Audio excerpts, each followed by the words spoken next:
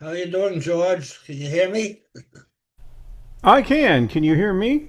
Yes, loud and clear. Good, good, good. We're doing pretty good. How are you? It was a little rough this week.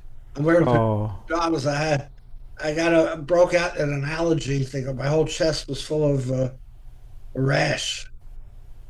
oh my goodness. Do they know what you're allergic to?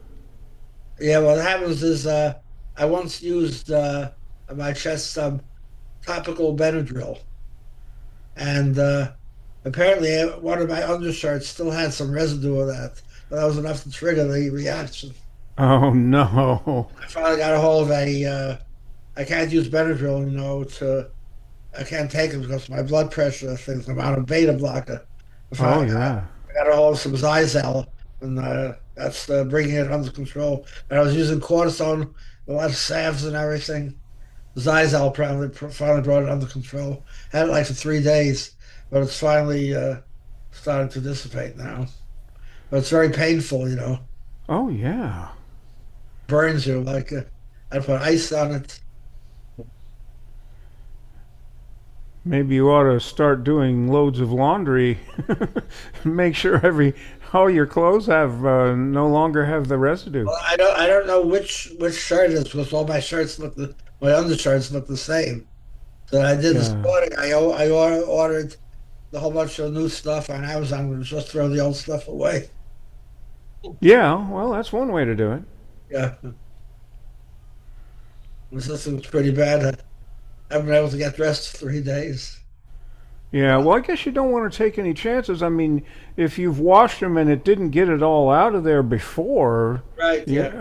I think you're doing the right thing. Just change them out. And I was so sensitive to even the slightest little thing. Uh, Wow. How's your wife Faye doing? she's doing fine. Oh, that's good. She likes to sleep late, though. She used to be on all the time with us. Now she likes to sleep late. I don't blame her. No. At 83, she has the right to decide what she wants to do. Absolutely.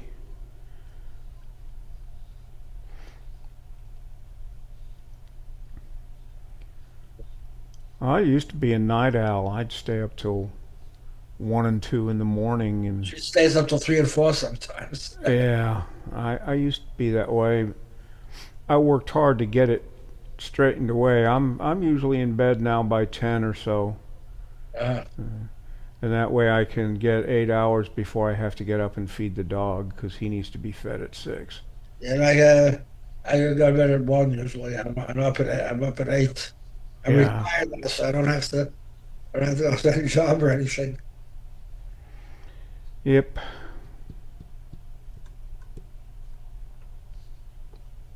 Uh,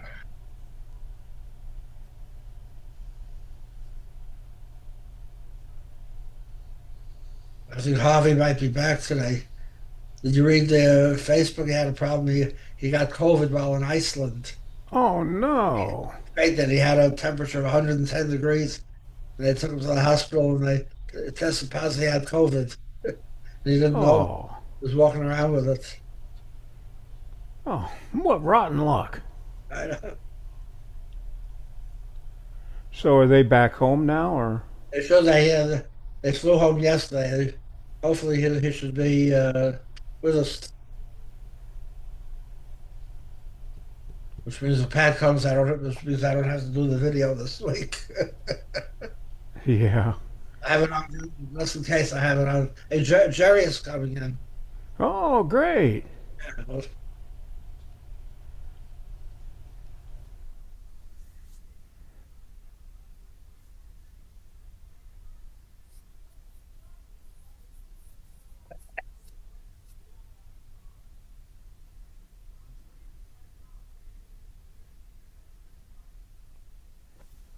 Jerry, welcome. Welcome back.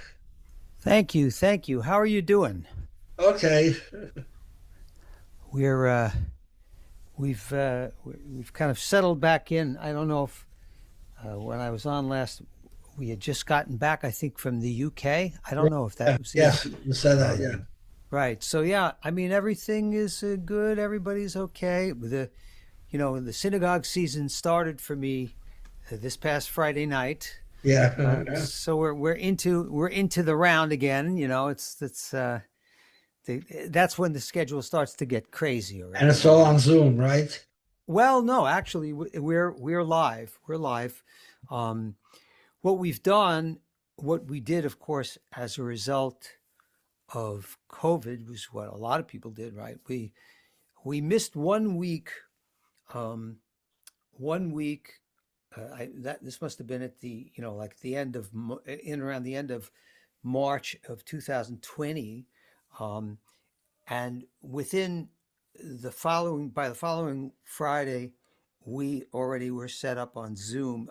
I work with a woman rabbi who, before she went to seminary, was in the marketing world and so on. And so she's very knowledgeable about computers and that kind of stuff, because Yeah. I didn't know what the heck I was supposed to do.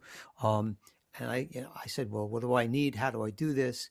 And she explained everything, and we were on Zoom, and we remained on Zoom for, oh, I'm going to say like 8 months or something like that. Yeah. Um, and then we when people started to feel like, well, maybe I'm willing to venture out and I'll wear a mask, and we had all kinds of rules about that too.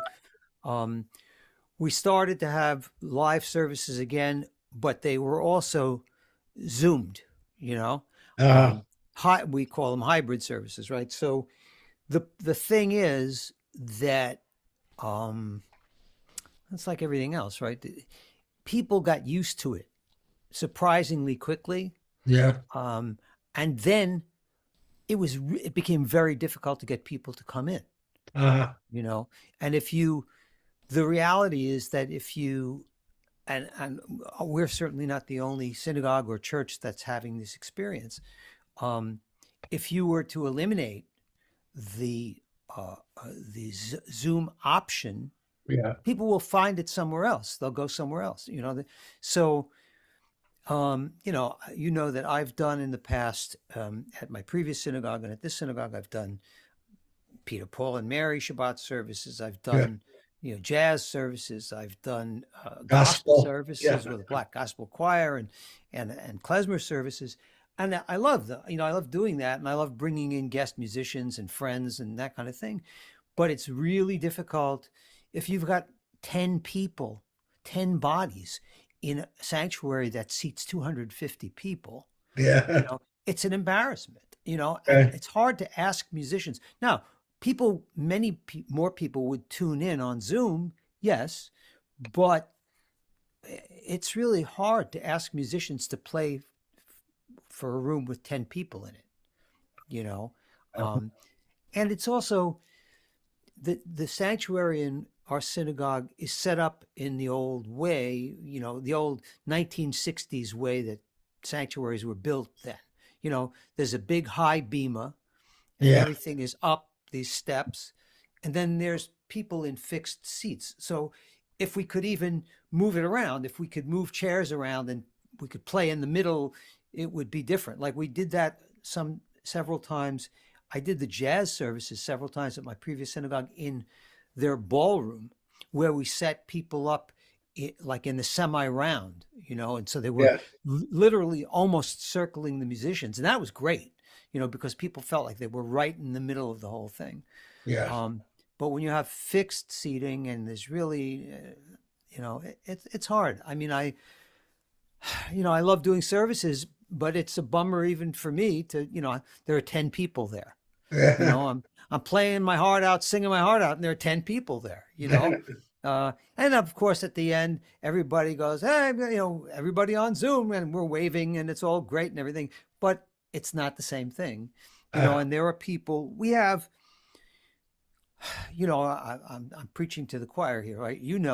That in any such organization, in any church, in any synagogue, there are the regulars that always come, the core group that always come, and sit in the same seats all the time. And Same is true whenever, with our sessions here too. The exactly. core group that shows up Right. every week. Yeah, Those people don't have to be convinced to come. They yeah, come. yeah. And some of them will say, well, it's just not the same if you don't come in person. Well, tell that to the others because you're coming, but what can I tell you? They pay me, I do the thing. That's what I do. And, I get more participation and I get better attendance at the nursing home where I do services on Friday morning Uh-huh. because frankly, they're a captive audience. Right, exactly. And it's me They or can't bingo. leave. Right. It's me or bingo, and so I beat bingo sometimes. They just lock the doors. It's true. I mean, it's true. I'm very careful to explain what I say. At this point, we would ask the congregation to rise and face the door to the sanctuary, but don't rise out of your wheelchair because if you do, we've got a liability problem. Don't do it. Yeah. So it's every week is a new adventure. Yeah. But there, I mean, I'm guaranteed to have some people show up. They're Right. going to show up. It's hard. It's really hard. What can I tell you? Musicians got to play. Nursing home patients got to listen. That's true. I mean, it's hard. Like the last time I did one of these special musical Shabbat services was, I think, in June of 2023, Yeah. when we had Stu Marcus and his group, Gathering time. Yeah. But again, it would have been, if that had happened, it was originally planned for June of 2022. And because of the pandemic, we had to postpone it. Well, what had changed was now, I mean, I used to get some pretty good turnouts for some of these services. At my previous synagogue, the first time I did the gospel thing, I brought this gospel choir from St. John's University. Yeah. And we also really had people reach out to the community. It's all free. You don't have to be Jewish. We got something like 275 people for the service. It was great. But try and replicate that now. Not a chance. Not a chance. That's why movie theaters are closing all over the place. It's hard to get people in to see Right. a show. Yeah. Live theater is struggling in places, unless It's you're really in tough. the city. It's also, this came along once people had also gotten used to the idea that, listen, I can go on Netflix and I can watch whatever I want, Yeah. and I can watch it when I want, and I can watch it again, and I can stop it and go to the bathroom or get a beer. And, and people get very used to that. I mean, I don't know if you got this where you are, Bob, but I don't know if they have these in Florida. Here, there are movie theaters that serve you cocktails at your seat. You can watch a movie and they bring you cocktails. We had that when I lived in Prescott. We had that, and we also had live theater. And there's in more of the artsy places, you do have that, and you have people that will go. Yeah. But where I live now in Santan Valley, we have nothing. Yeah. It's very interesting. It's a wasteland. Yeah. I mean, when we were in London, right? What's interesting, it's a little less of what I'm talking about there. There's still, live theater is a big deal in London, and it's a lot easier, at least our experience has been, it's a lot easier to get tickets, on short notice, a lot easier. We went to see, my daughter and son-in-law brought their two boys to see Madeline in the theater. We went to see the day before. We got tickets to Hamilton, and we saw Hamilton in London, and then we all went to see together Back to the Future, the stage production of musical of Back to the Future. It was great. I mean, these things were great, and it's great to be able to get tickets and to be able to go. And the theaters are relatively small, and it's really nice. But it's good to see that the performing arts are still alive. Period. Yeah, I mean, it's very difficult it, like I say, it's a double-edged sword. Thank goodness for Zoom. Look at this, right? Look at this event that's Exactly, been going on all exactly. this We're going on time. 5 years now. Yeah, I mean, it's fantastic. And I've gotten to meet, as a result of it, musicians and people from all over the world that I never, ever would have met, you Yeah. know. Um, but the flip side is a lot of people just now don't feel the necessity to venture out because they don't have to, Right. you know. And that's interesting. You know, in some We cases, it's it's worked in reverse. Like there's a group up in North Reading, Massachusetts, that does several Zoom things, right, a week. Wonderful guy there, Art Grossman. I don't know if you know him, Saul. I don't know. Terrific guy, right? And after that going on for a while, he called me up one day and said, Jerry, once the pandemic was over, right? He Yeah. said, would you consider coming up here to do a concert? I went, yeah, wow, sure, that'd be great. And he said, you know, maybe on a Friday night. I said, during the year, Friday nights are not an available option for me because I'm at the synagogue. But I said, if you can do a concert on a Saturday night, it's not, it's like a 3.5, 4 hour drive, not a big deal. Yeah. I'd come up and we arranged it and I went and did a concert up there and my wife came along and we stayed in a hotel nearby. And then after the concert, the next day we got up and we went up to Maine, you know, and hung out for a day. And so we made it a nice long weekend. The same thing with the guys from the Hoy, Yeah. right? After having met them, you know, Mike said one day on here, oh, you know, we're going to be doing this festival in, you know, in Weston Supermare, which is just across the channel from Wales, and we were going to be in Wales then. So we found out which train to take, and I finally met those guys in person, you Mhm. know, over in the UK, which was great, and all of that because of this. You know, it's just terrific. It's a wonderful thing. I'm encouraged when I see young people. When I say young people in their 20s and sometimes in their 50s, I consider them young. I consider them very young, Yeah, infantile, that are at embryonic. that have learned to play a musical instrument and have formed groups, and I see them at folk festivals. Yeah, You know, that's encouraging to me. yeah. Well, And all of this, it now it now has made people aware of things that they may not have been aware of before. It's exposed people to groups, right? It's exposed people to styles of things that where might they have heard these things otherwise? You know, it's very easy. It's also very easy on like certain days during the peak of the pandemic when everybody was doing all these things. You could go to 4 countries in a day and play, you know, with 4 different groups of people all in a day. You know, at the end of the day, you go, wow, that was really cool. I've been in a lot of places today, you know. Um, it's it really is neat. What will be really great, right? And there are people working on this. If they can get worked out how people can play together Right. Yeah. simultaneously and sing, then it'll be spectacular. Then it'll be possible to play with people who are in England while you're here. I mean, that'll be something great. They have that now. Do they? I mean, I don't know There's if they've worked it out. There was a guy. Jam There was Kazam. It's very expensive. and yes, Jamulus, $15,000. Who has Jamu, $15,000? but Jamulus is free. What? Jamulus. It's Jamulus. free? I mean, I don't know How how good is it? well. Yeah.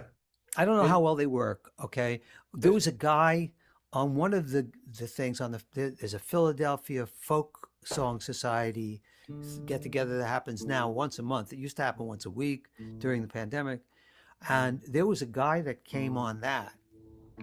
You know, when everybody was still trying to sort out how does Zoom really work, right? And we were kind of when you play solo, it's very easy, no problem, right? But Yeah. it was very interesting. And then this guy came on who was a pretty good musician, but he said one week, he said, oh, And I'm going to be playing with my friend, whatever her name was, right?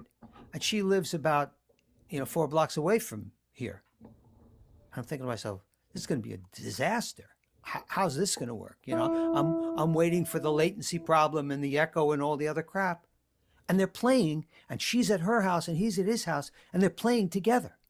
And I went, and you could see the look on everybody's face was, whoa, what's happening here, right? And when he finished, everybody said, can you explain how you did that? And he said he was a guy who's a tech guy, right? And he said, well, I have a lot of really sophisticated equipment here, and there are ways to do this. He said, there are ways to do this. And he said at that point, right now, the ways to do it are very expensive. He said, but trust me when I tell you, people are working on this and it will be perfected and it's going to happen.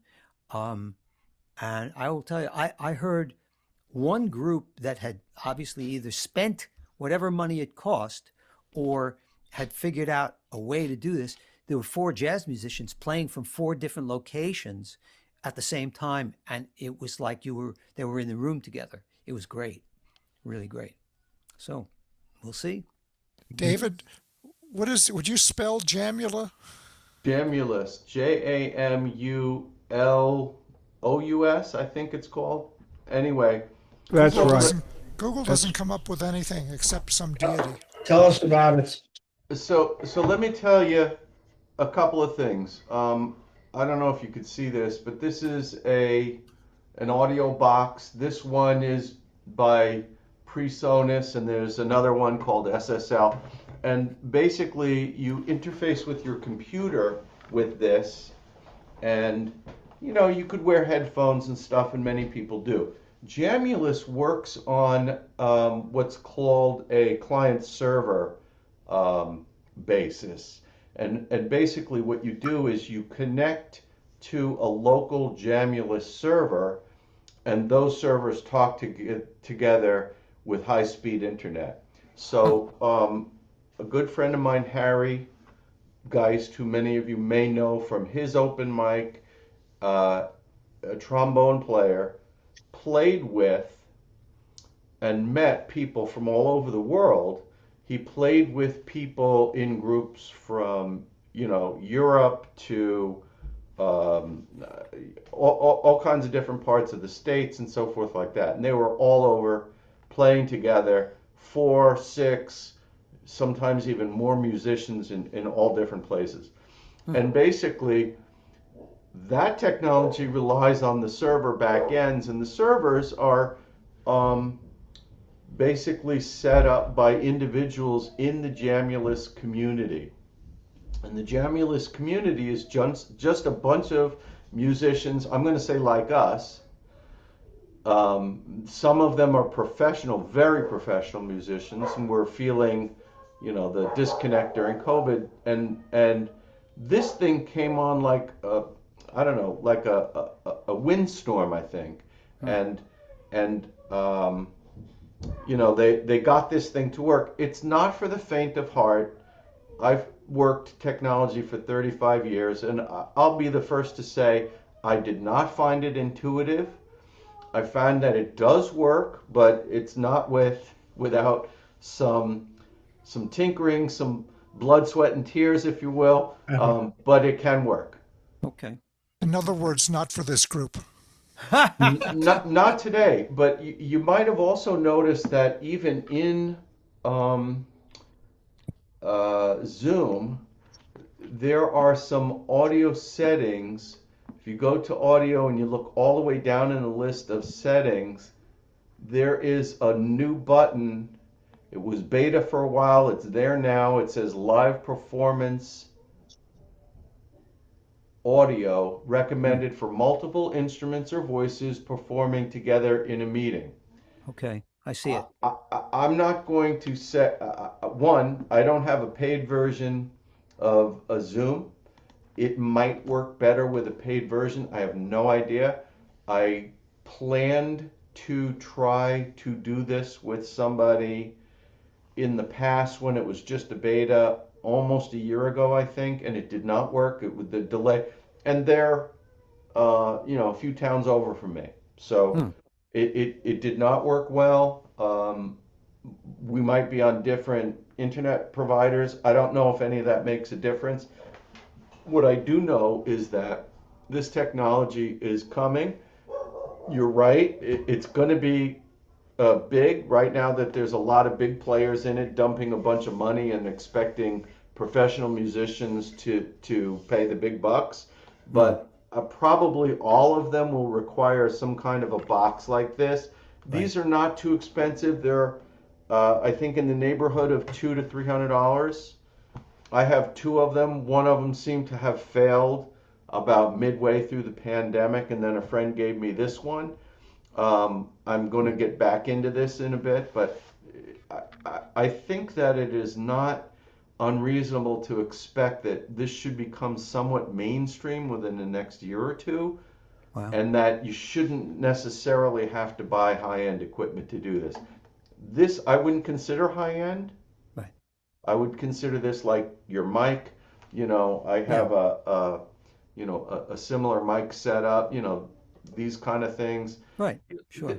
It's if you're even an amateur musician and you want to do this with other people, I'm going to continue to explore, and I can come back to this group and, That No, and let that you would know be what I great. find.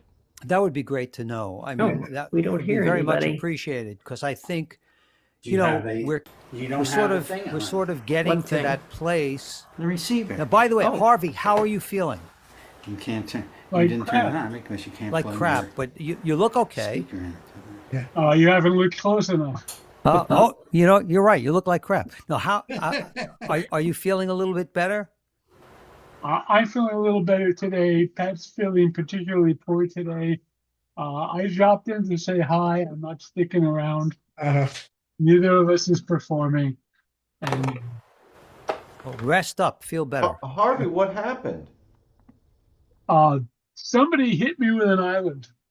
got COVID in Iceland. The name of the island was Iceland, yes. And you hit your head? Yeah, I fell on my face. Yeah, my wife tripped outside of our house a few weeks ago, and she's still black and blue. Thankfully, Aw. she did not hit her head, but her whole arm, her knees, her hands, she got cut up and banged up. And Oh. I mean, she only went bloop, but I'm telling you, that distance between upright and It's enough. horizontal comes Well, very especially- quickly. Especially for me because I'm 6'6". Right. I was You got thinking a about long way that, to fall, Harvey. buddy. Yeah. A little extra to fall. Uh-huh. Yeah, so basically, as I explained to my friend, and I was feeling bored, so I decided to make a demonstration of myself when I fell down. But no, we were off at a set of waterfalls in Iceland, and I was wandering around trying to get a good position on some pictures, and I just couldn't keep my footing. And then later on, when we got back next to the ship, I was walking over to the ship, and I just passed out. Oh, God. I spent 2 days in an Icelandic hospital. They said you Wow. had COVID? They, they didn't keep it cold, even though it was Iceland. And they were very Vacations are- nice. Vacations And, are so much fun. And they finally kicked me out. But Well, Wow. glad you're here to talk about it. Indeed. Yes, I'm glad you're Yeah. on the mend. Glad you made it home.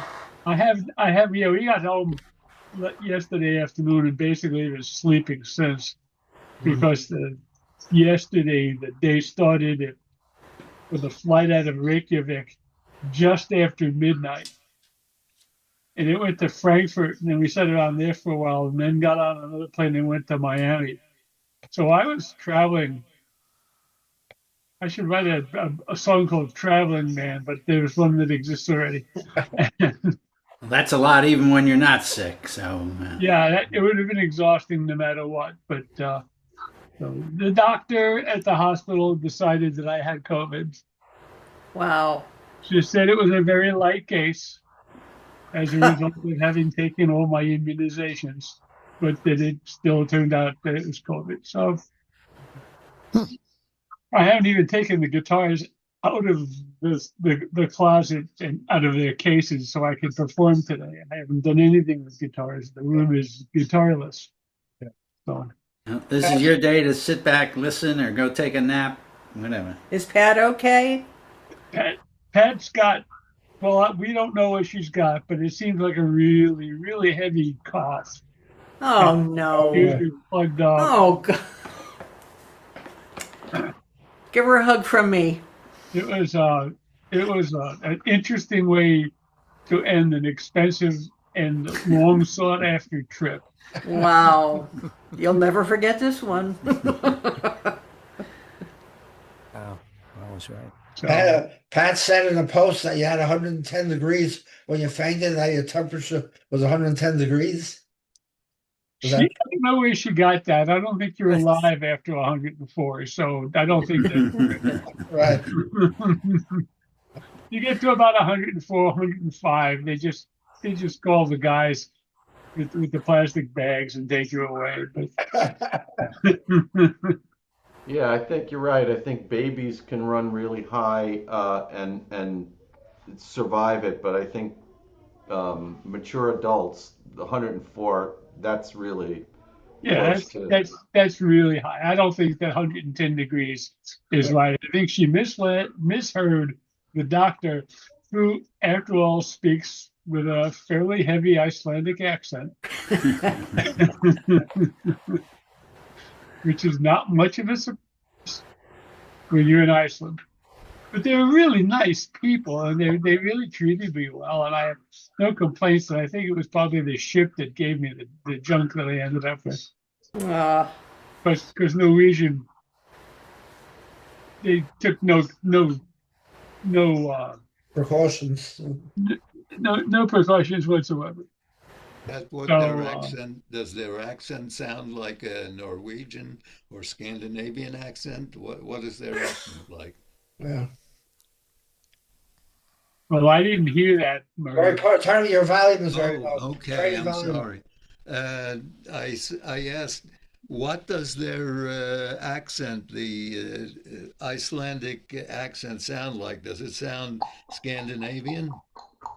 Yeah, because Iceland is part of Scandinavia. Huh? Yeah.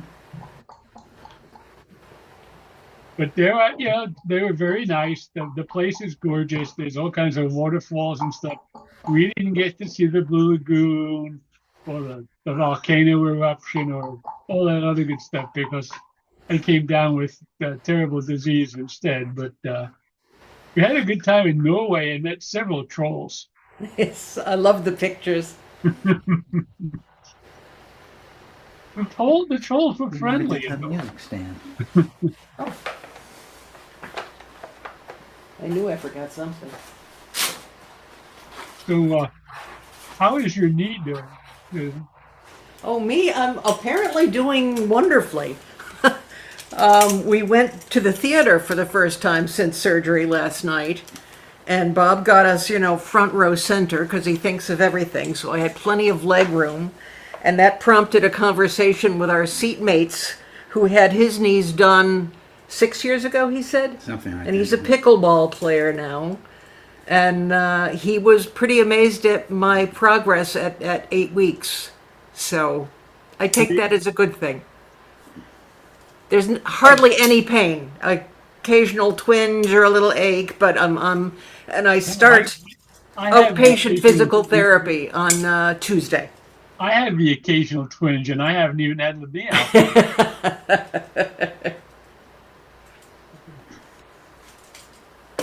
Pass this to you, Captain. Hey, folks, have yourselves a good meeting. I'll get off of here so you guys can get organized, and Sal can make around announcements and stuff. And I will almost certainly be ready to go again next week. You take care. Bye-bye. Get well Love soon, to, honey. Pat.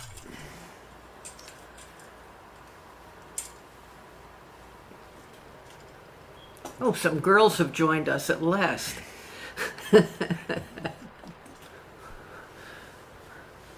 Okay.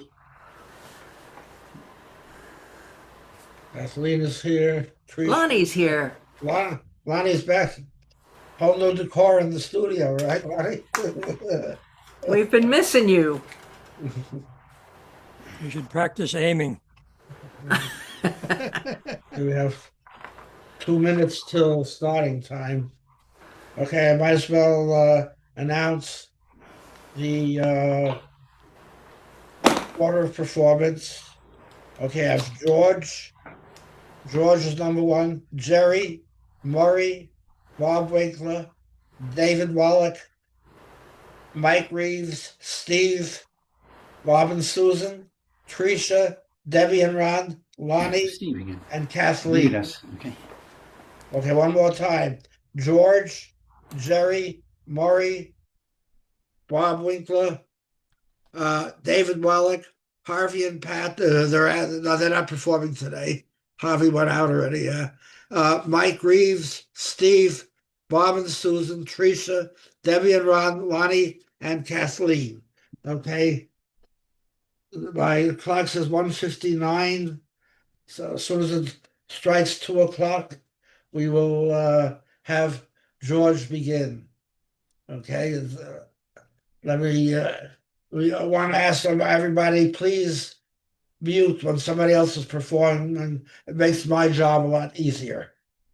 Okay, so 2 o'clock.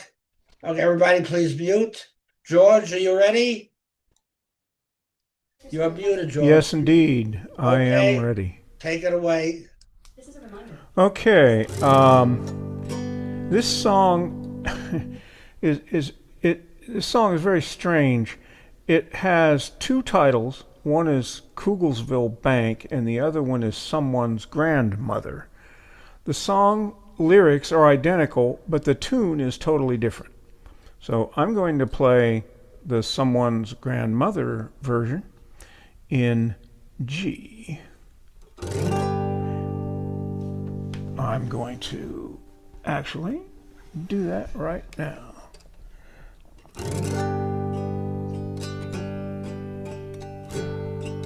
It was written by Lil Appel and done by Lou Mitchell in 1966.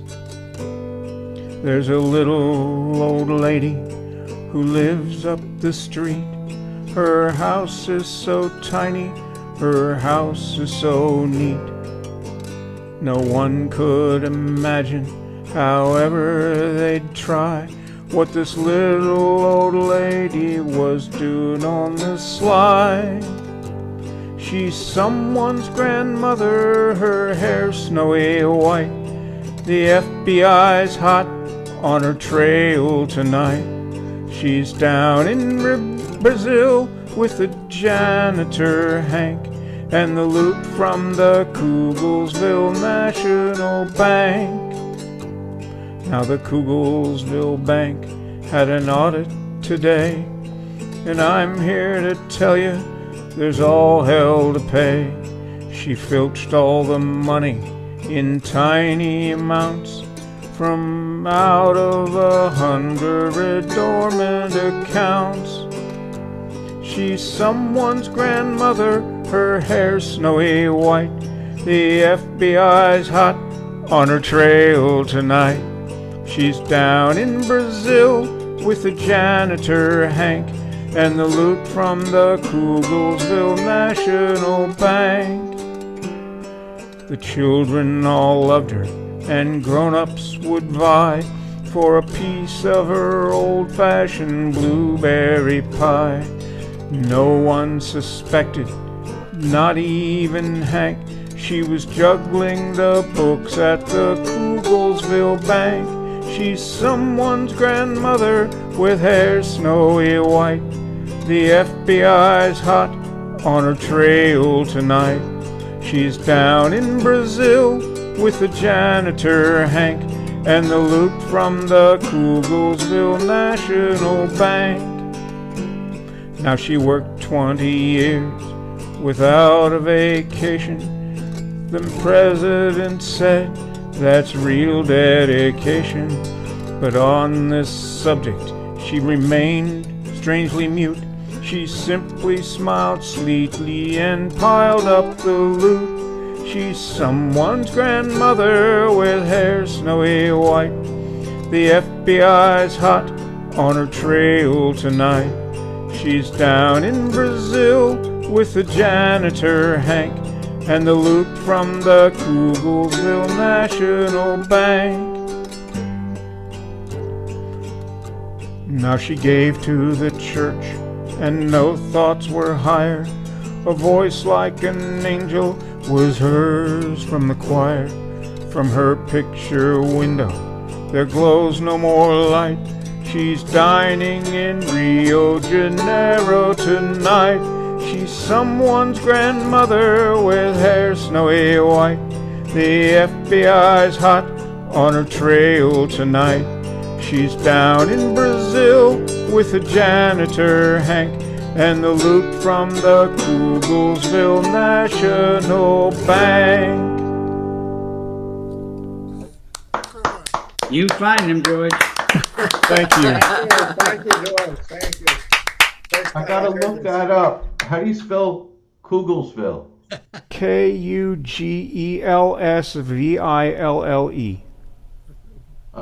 I just get community banks when I Google that. Oh dear. Yeah, I'll have to find it. That's a great song. I love it. Thank you. I'm glad you liked Thank you it. so much, George. Thank you We so used to much. sing that at Lillipel's jam sessions Yeah. every other Well, she Friday wrote the night. song. Everybody's just about gone from there. There's a few of us still around. Yeah.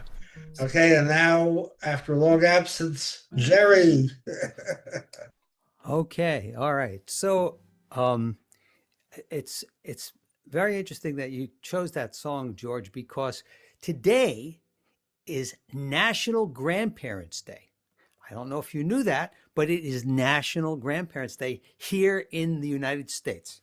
So, okay, I'm going to do a song for you, and it's in the extremely folk inconvenient key of E flat.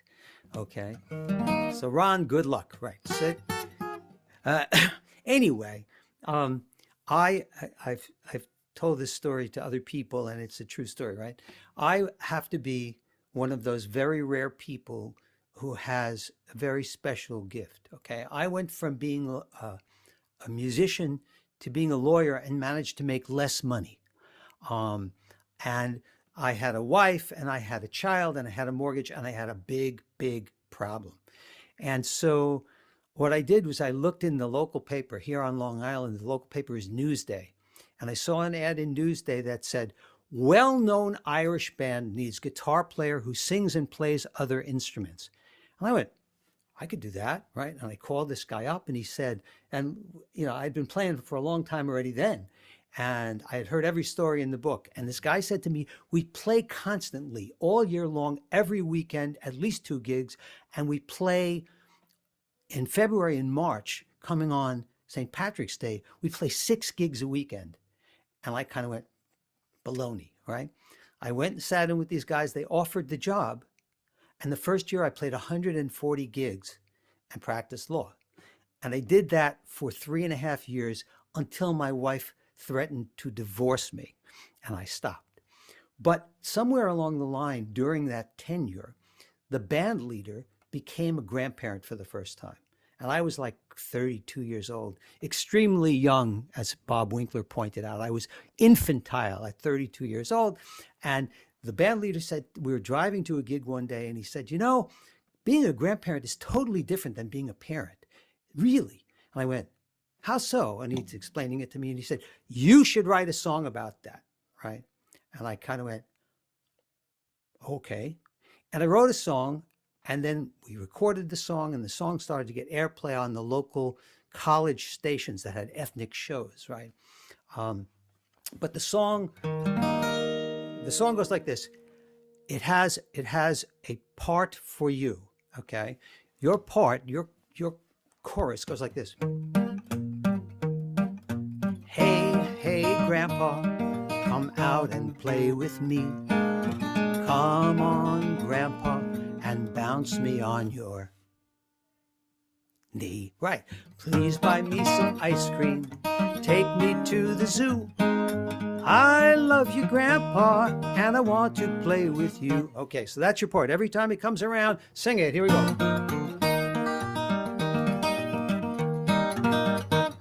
It's funny, after all these years, to have a different name. Not like the ones I'm used to. It's really not the same. It's not like son or sweetheart. I've heard those for a while. 'Cause when they call me Grandpa, I always have to smile. Your part. Hey, hey, Grandpa, come out and play with me. Come on, Grandpa, and bounce me on your knee. Please buy me some ice cream and take me to the zoo. I love you, Grandpa, and I want to play with you. When I was first a daddy, I didn't have much time to play with my own children or sing them nursery rhymes. They grew up much too quickly for me to watch them grow. But now my kids have kids, so I have another chance. And so it's hey, hey, Grandpa, come out and play with me. Come on, Grandpa, and bounce me on your knee.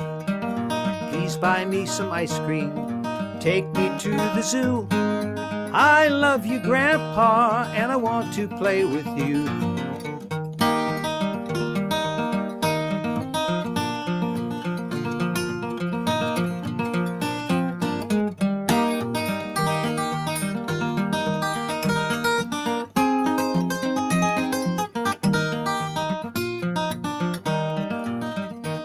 There's faces I'll remember and places I'll forget, and probably many things I'll do I'll later on regret. But one thing that I'm sure of, as sure as night and day, when my grandkids call me Grandpa, then everything's okay. It's hey, hey, Grandpa, come out and play with me. Come on, Grandpa, and bounce me on your knee. Please buy me some ice cream and take me to the zoo. I love you, Grandpa, and I want to play with you. I love you, Grandpa, and I love to play with you.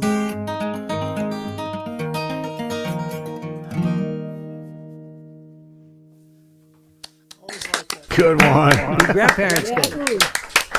Excellent song, Jerry. Excellent. Thank you. so much. Okay. You did My get pleasure. fiddle accompaniment here. Oh yeah, especially in E There's no flat. frets on this thing. I was gonna say my very favorite key, E flat. Oh, yeah. We figured it. Okay. Thank you so much. And now we go to Murray. Okay. Well, today I'm going to sing both songs in Spanish. And they're very well-known Spanish songs. Can you bring your volume up a little, Murray, or get closer I'm to sorry, the mic? yeah. I'll get closer to the Right, mic. yeah. Good. Hold on a second. I probably turned it down when, let me see here. Where is the audio?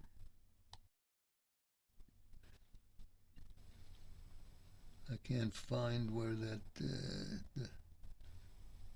apps.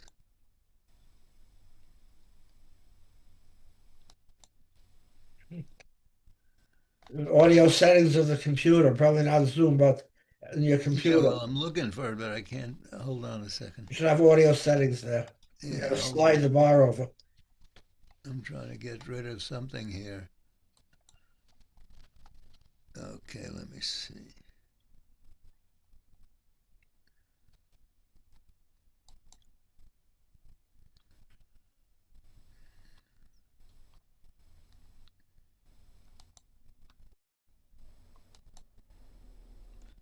I can't find it. Oh, wait a minute, it's here.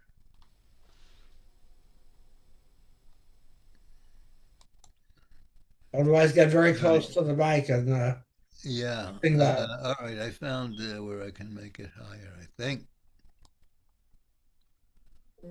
Can you hear me better now, or Yes, yes. Okay. okay? Let me get rid of this. Okay, sorry. Sometimes at night when I'm watching a movie on the computer, I turn the volume down if it's getting too high because it might disturb my son upstairs. Uh, okay, all right. Well, hopefully it's better now. Let's see. Okay, the first song is from Cuba, and it's a very well-known song. It first became popular in the late 1920s, and the lyrics were written by somebody called Joseito Fernandez, and he did this song based on a poem by the famous Cuban patriot named Jose Marti. He was a famous poet and a patriot, a Cuban patriot. And it's the famous song Guantanamera. Now, Guantanamera means a woman from Guantanamo, the Guantanamo region of Cuba. And the chorus always goes, as you know, Guantanamera, Guajira, Guantanamera, and over again. It means woman from Guantanamo, peasant woman from Guantanamo. Guajira means a peasant woman from Guantanamo, and repeat it again. All right, now I'm going to give you the English translation of the verses so you'll know what I'm singing about. And all right, the English version goes: I am a sincere man where the palm tree grows. And before I die, I want to pour out my verses from the soul. And my verse is light green. My verse is fiery crimson. My verse is a wounded deer who seeks refuge in the mountains. I cultivate a white rose in June as in January for the true friend who gives me his honest hand. And the next line goes, and for the cruel one who breaks the heart by which I live, neither thistles nor nettles do I cultivate, but I cultivate the white rose still. Okay, and the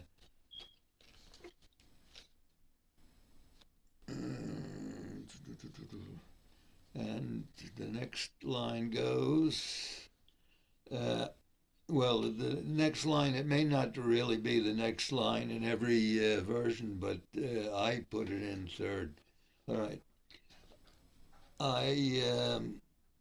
The leopard has a coat in his dry and brown forest.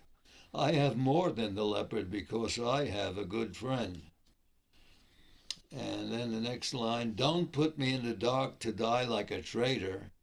I am good and I eat good. I will die facing the sun.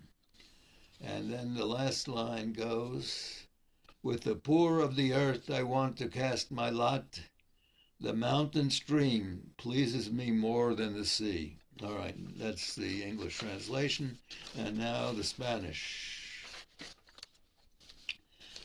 Yo soy un hombre sincero, de donde crece la palma. Yo soy un hombre sincero, de donde crece la palma. Antes de morir me quiero echar mis versos del alma. Guantanamera, Guajira, Guantanamera, Guantanamera, Guajira, Guantanamera. Mi verso es de un verde claro, y de un carmín encendido. Mi verso es de un verde claro y de un carmín encendido.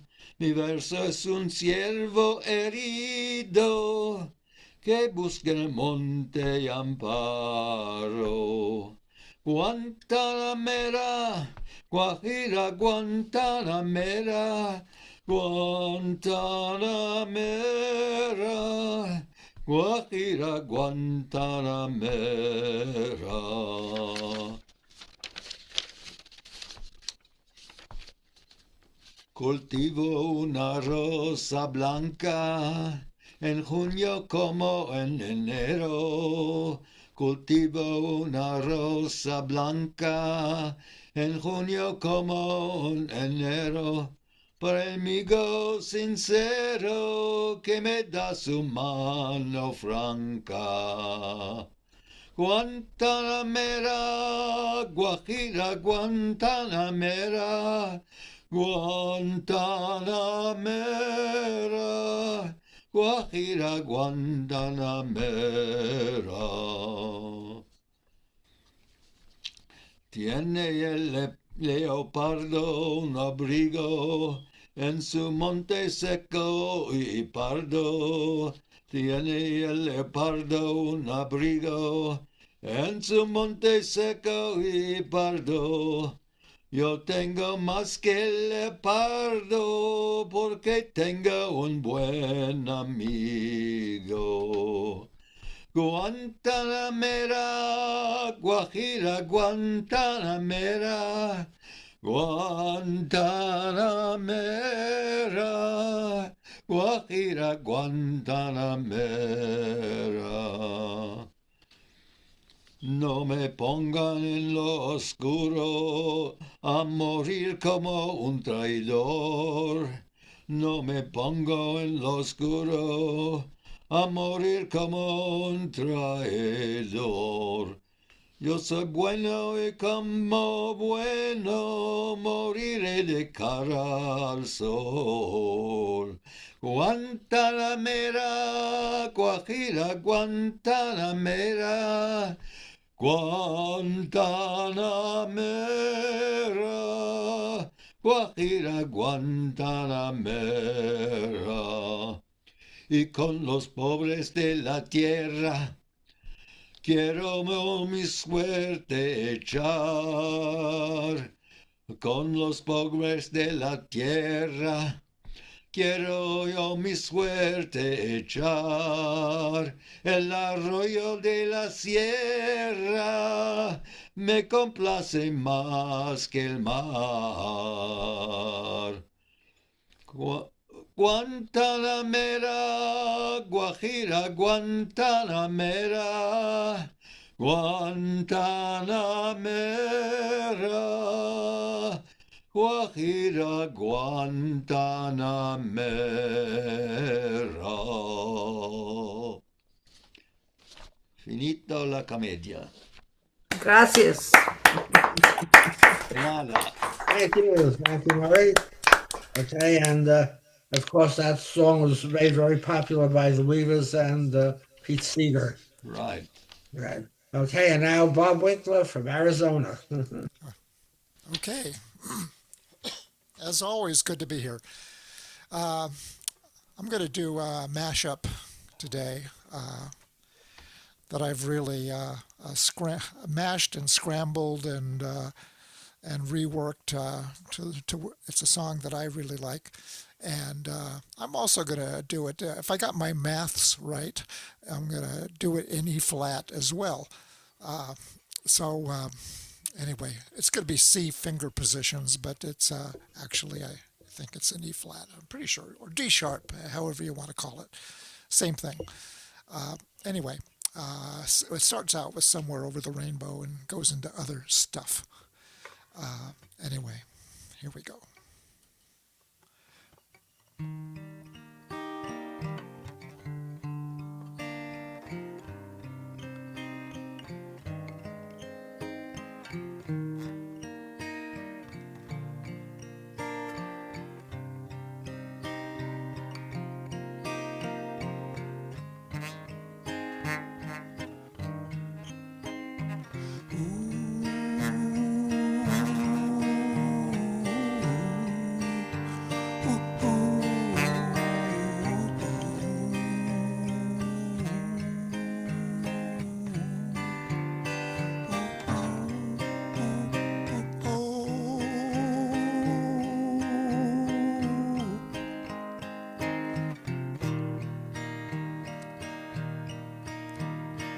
Somewhere over the rainbow, way, way up high, and the dreams that you dream of once in a lullaby.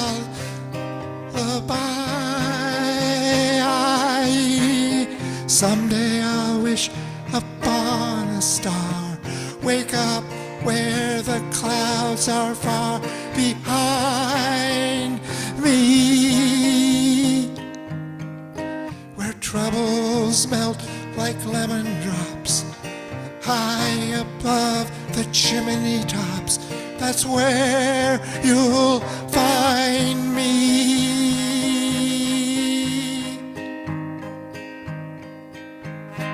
Well, I see trees of green, red roses too.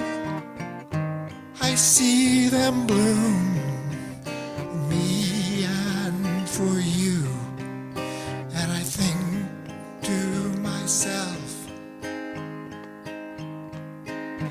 wise men say only fools rush in,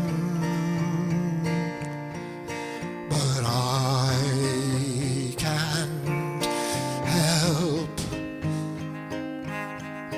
falling in love with you. Take my hand, take my whole life too, for I can't help falling in love with you. Somewhere over the rainbow, wise men say, I can't help falling in love with you.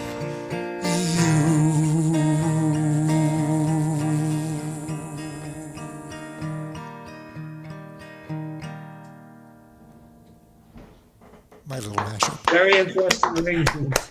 Yeah. Thank you, Bob. Thank you. Okay, and now from sunny Arizona up to Pearl River, New York, David Wallach. Hi, everybody. First of all, Bob, I love mashups. Thank you. I'm probably going to steal that one from you. I love mashups, though. I do. And I play already 2 of those songs, so I'll just have to add the 3rd. So, anyway. Oops. A little hot. Okay, so you can hear my voice, the guitar you could hear? Okay. So I just want to give you this little bit of intro of this. This song was first, I think, recorded in 1972, and it was written by somebody who you will know from other endeavors. Shel Silverstein wrote The Giving Tree, Where the Sidewalk Ends, and another song called A Boy Named Sue. This song was performed by Dr. Hook in the Medicine Show. I stumbled upon this, just was never in my wildest imagination that this was a Shel Silverstein composition, and I always liked something about this song, wasn't always too sure what it was, but I have to tell you, there's a concept called tension and release. It's all part of our lives. It comes and goes throughout music, and this is a really good example in music of that concept.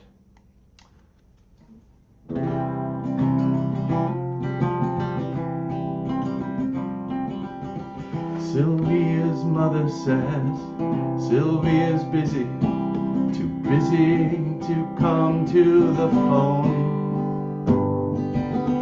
Sylvia's mother says Sylvia's trying to start a new life of her own.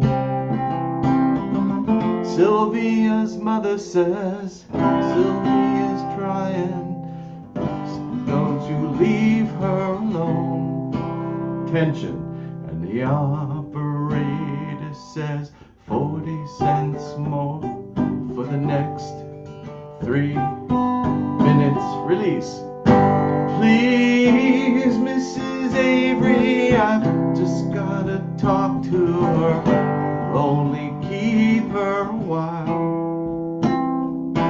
Please, Mrs. Avery, I just wanna tell her goodbye.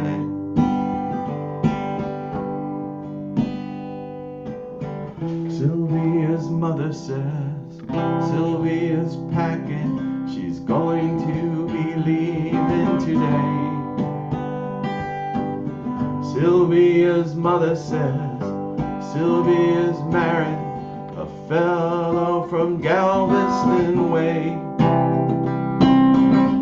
Sylvia's mother says please don't say nothing to make her start crying and stay. And the operator says 40 cents more for the next 3 minutes. Please, Mrs. Avery, I just gotta talk to her, I'll only keep her a while. Please, Mrs. Avery, I just wanna tell her goodbye.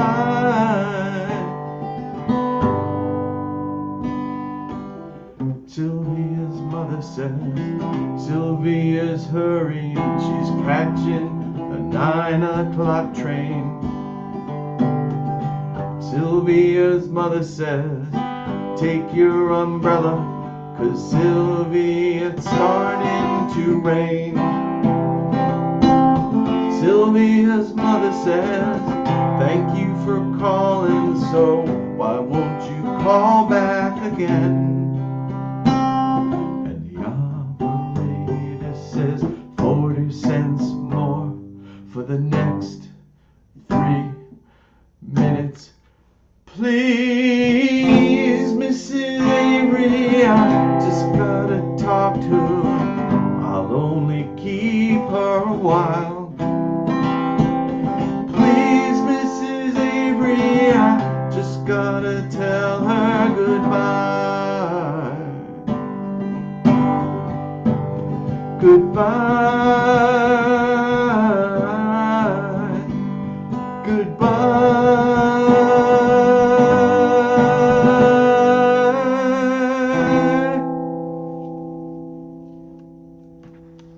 Good choice. Haven't heard that in a long time. Good job. Very well done. Listen. Tension and release. Okay. And now we go to England and Mike Reeves. Yes, this is a song. It's a great friend, favourite of Yale Bebb. Now you won't know him except for Debbie and Ron might, because she's the one who added a verse to Wild Mountain Time, and then I added another one. So and she did it on Friday night. So it's a Fairport Convention Sandy Denny song, and I always liked the song until I managed to download the words, and then I discovered it's rather gruesome and not very nice at all. But we'll try it out. Within the fire and out upon the sea, crazy man Michael was walking. He met with a raven with eyes black as cold, and shortly they were a-talking. Your future I would tell to you. Your future you often have asked me. Your true love will die by your own right hand, and crazy man Michael will cursed be. Michael he ranted and Michael he raved, and he beat up the four winds with his fist so. He laughed and he cried, he shouted and he swore, for his mad mind had trapped him with a kiss so. You speak with an evil, you speak with a hate, you speak for the devil that haunts me. For is she not the fairest in all the broad land? Your sorcerer's words are to taunt me. He took out his dagger of fire and steel, and struck down the raven through the heart, oh. The bird fluttered long, and the sky it did spin, and the cold earth did wonder and startle. Oh, where is the raven that I struck down dead? And here it did lie on the ground, oh. I see my true love with a wound so red, where her lover's heart it did pound, oh. Crazy man Michael, he wanders and calls, and talks to the night and the day, oh. But his eyes, they are sane, and his speech it is plain, and he longs to be far away, oh. Michael, he whistles the simplest of tunes, and asks for the wild wolves their pardon. For his true love is flown with every flower grown, and he must be keeper of the garden, and he must be keeper of the garden. What do you think? Good job. Thank you, Mike. Thank you, Bruce. Okay. And now we go back to Florida and Steve. My Hebrew name is Shalom. And when I was in kindergarten, Mrs. Goldberg wouldn't let me talk, but she wanted me to sing. And the first song I sang after coming out of my shyness was Shalom. And in the song, there's the word Berlitz, or Berlitz. It's a language teaching method. Shalom, shalom, you'll find shalom, the nicest greeting you know. It means bonjour, salute, and skol, and twice as much as hello. It means a million lovely things, like peace be yours, welcome home. And even when you say goodbye with shalom. It's a very useful word. It can get you through the day. All you really need to know, you can hardly go wrong. You're bilingual as long as you say Shalom, the nicest greeting you know. Shalom means twice as much as hello. It means a million lovely things, like peace be yours, welcome home. And even when you say goodbye, if your voice has I don't want to go in it, say goodbye with a little hello in it, and say goodbye with shalom. It's the most amazing thing that I think I've ever heard. Wait till Berlitz hears of this, when your foundering's done, you're native with one little word. Shalom, the nicest greeting you know. Shalom means twice as much as hello. It means a million lovely things, like peace be yours, welcome home. And even when you say goodbye, if your voice has I don't want to go in it, say goodbye with a little hello in it, and say goodbye with shalom.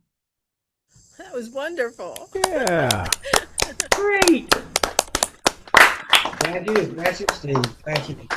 Now, Bob and Susan. Okay. Well, I'm going to play in a regular key, and I guess I would call this a real folk song. And Murray did one from the Weavers and Pete Seeger, and this one, that's where I know this from. A lot of us had that album, The Weavers at Carnegie Hall. And quite a long time ago, Susan and I used to play at the taverns. We would usually close out the evening with this. In G. Irene, good night, Irene. Irene, good night. Good night,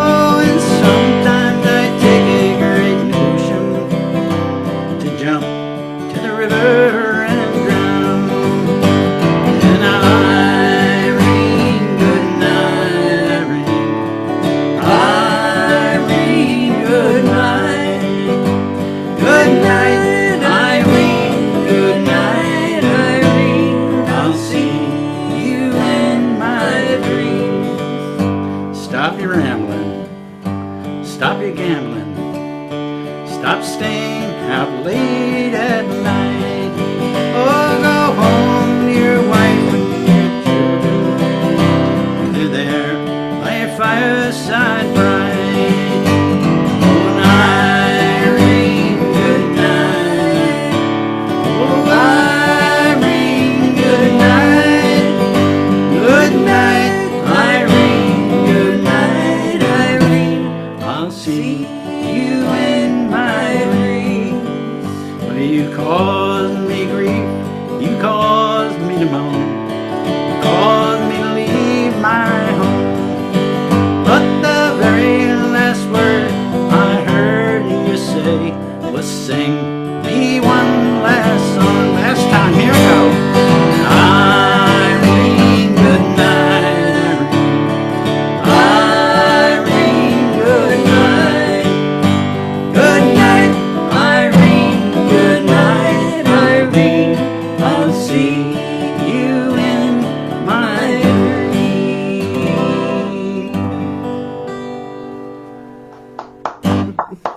Good oldie. Good job, you guys. Thank you. Well, One more. in September, 2 dates come around right next to each other, and one is our anniversary on the 12th, but of course we all know 9/11, and that of course is, you know, the day when the planes hit the towers in New York City. Oh, over 3,000 innocent people were killed, and among them were over 300 firemen. And we knew one of the New York City firemen in Rockland County where we lived, and we were only like 30 miles away when this happened. I was driving to work, and I was listening to the news station, so I heard the whole thing happen. Because when I got to work, everybody was, you know, looking at the TV and saw the second plane hit and such, you know. And yes, my friend was one of the firemen who went into the building to help get people out, and he never came out himself. My friend Vernon Richard. So I felt I needed to write a song, and I did. So I'm going to sing you what I guess you would call the original version, because doing on here, but I did have my friend David Snyder help me out. He played the piano and such, and we did a little recording version, and you can get it either on Bob Gelb YouTube, the day the New York Towers fell, or you can go to my website, River Peace Music, and it's there. Anyways, so this is about, it was a Tuesday, a beautiful, crisp, beautiful day. And of course, he and other people didn't know they were going to work like normally and what was going to happen and never come home again.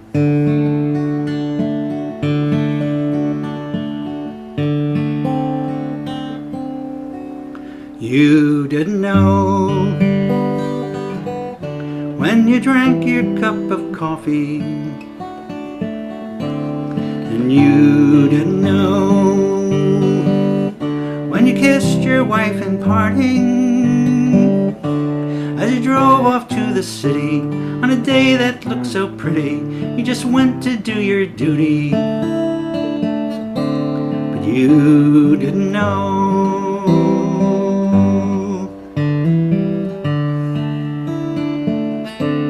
And you didn't know that your watch said Tuesday morning. You didn't know that a new day was just dawning, at the stolen silver plane with a bullet with your name sent the towers up in flame. But you didn't know.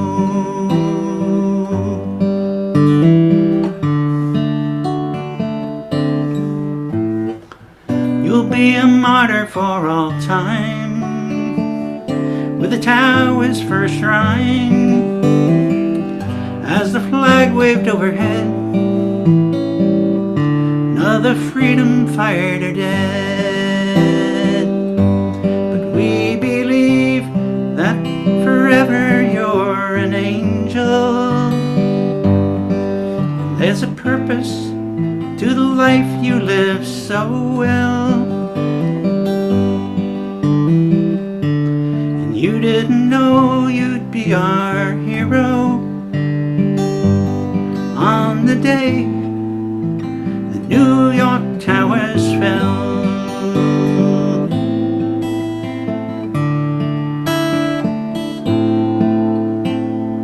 You didn't know when the call came in to rescue,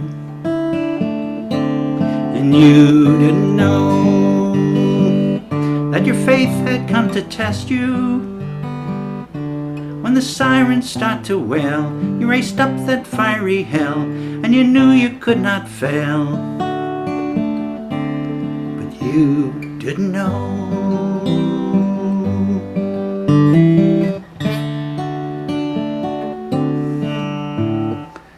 You'll be a martyr for all time, with the towers for a shrine.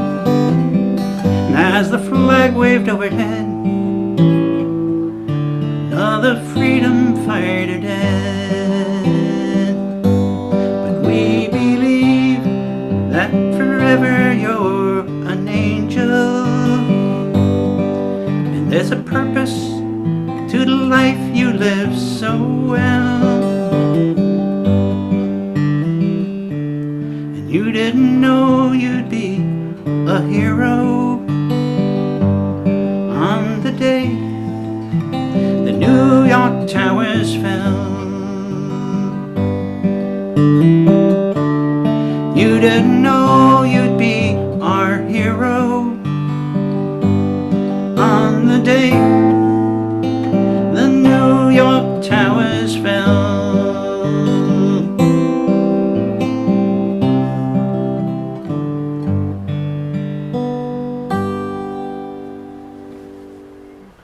Thank you.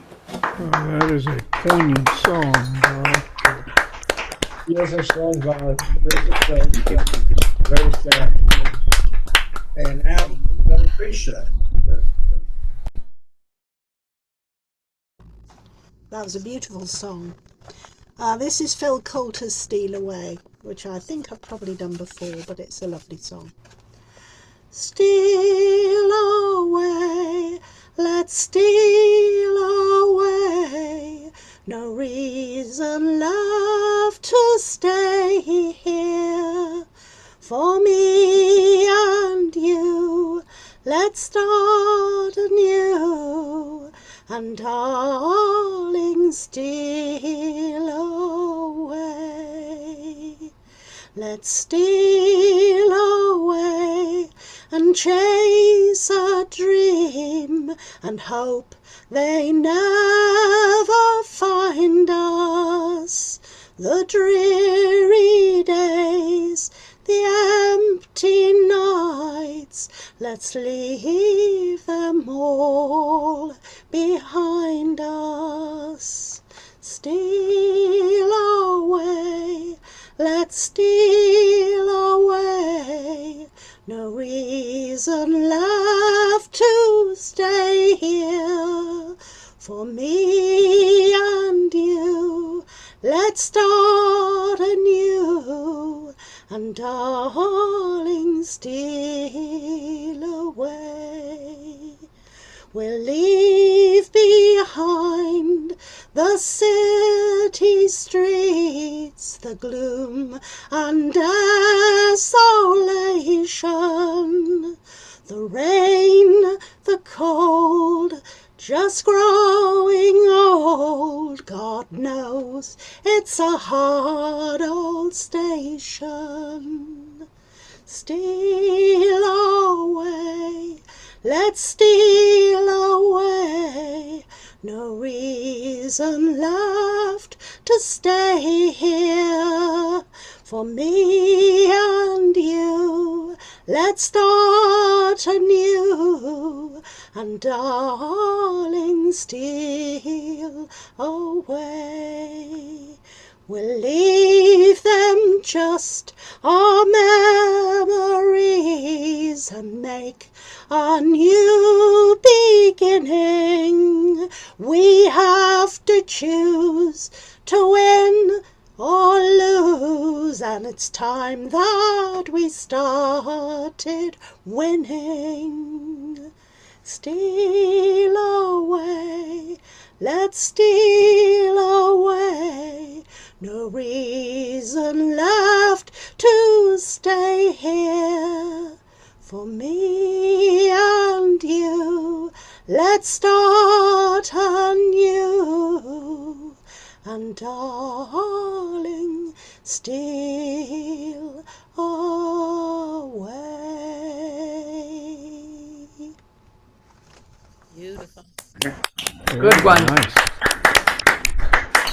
Thank you. Thank you, Chris. Thank you so much. Now, Debbie and Ron. Okay. All right, we're gonna do a couple. We're doing a gig this Saturday at a People's Voice Cafe in Greenwich Village. So, Debbie, Deb, The fan. Yeah. I think you got to turn the fan off. Thank you. Womp, womp. You know, it hits right against the microphone. That's so.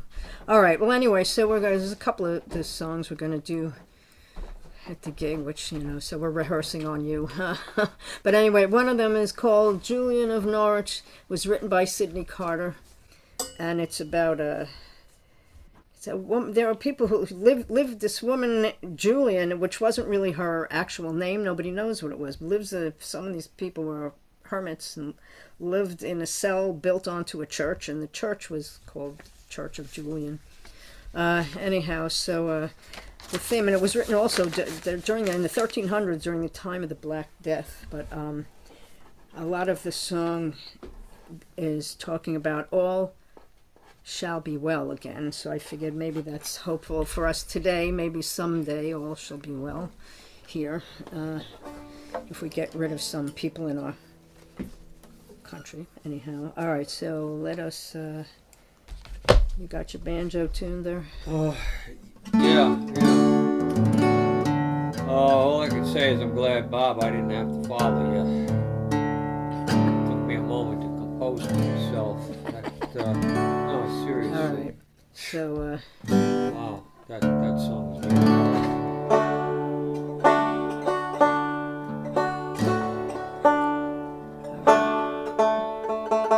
it's called Julian of Norwich, or also the Bells of Norwich.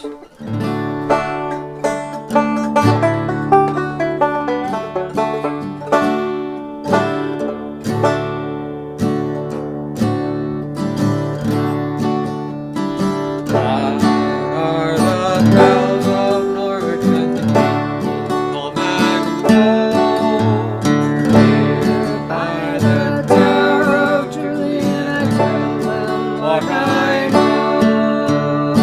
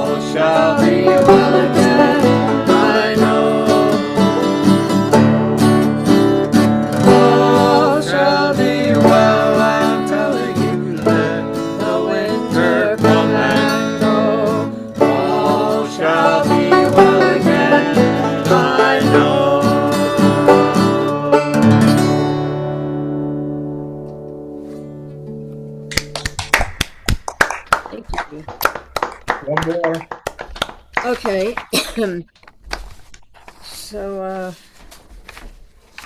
this People's Voice Cafe, it usually, Songs of Freedom and Struggle is often what they have presented there, although they said do whatever you want. But anyway, we're going to have several of them, different history and politics and just happy and sad and all kinds of, as folk music is, all kinds of stuff. So, well, I'm trying to figure out where to fit in Pakalafaka. You know the Soupy Sales? Let's see. Pakalafaka. All right, so this one, yes, all sing along. This was about the Underground Railroad, and it was based on a traditional African American song. Oh, they'll probably know it from Pete Seeger and Lee Hayes. But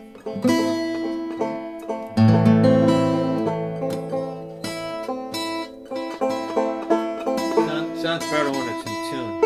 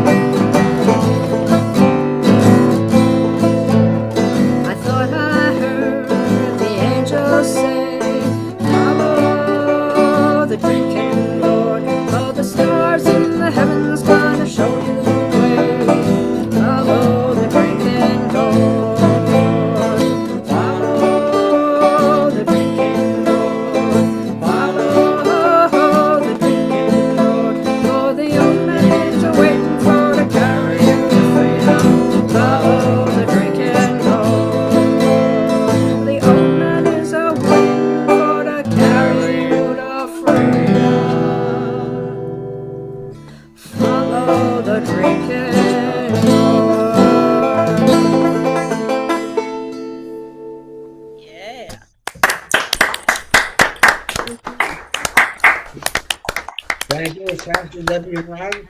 And now we go to Lonnie in a newly redecorated studio. Oh, yes, that's wonderful. No cockroaches or anything yet. It's unbelievable.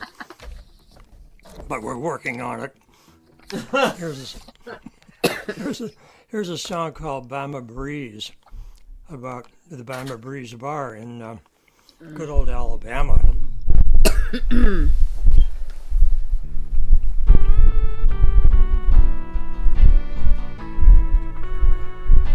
Debbie Mute. At the Bama Breeze, you can shoot some pool down there. You can act a fool down there. You can play it cool down there.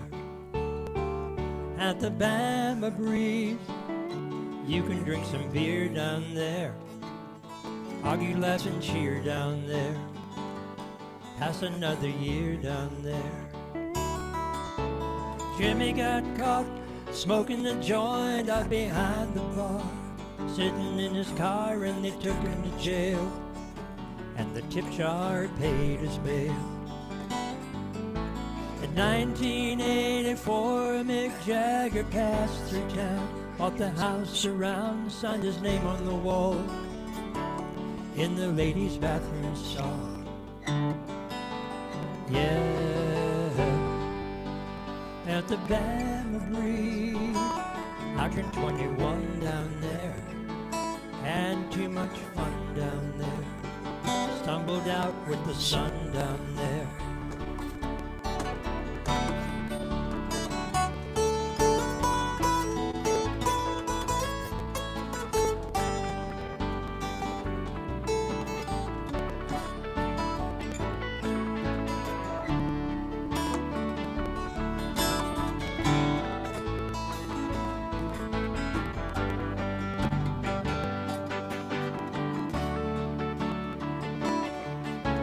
Saturday night, the bouncer grade lets the ladies in free with the fake IDs and the short enough skirts. He figures, what the hell could it hurt? Second set, the owner of Lulu gets up with the band, a beer in her hand, and sings Free Bird slow. And then she raises a toast.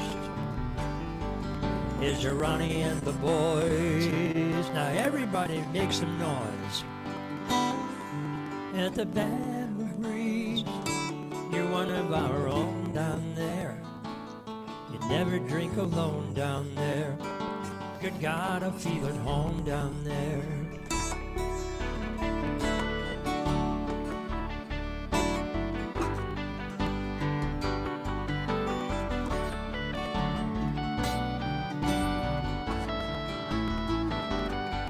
At the Bama Breeze, you're one of our own down there. You never drink alone down there. Good God, I feel at home down there.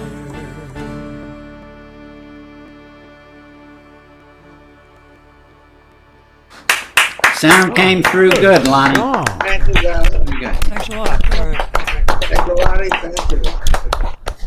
Okay, now back to England and Kathleen. Okay.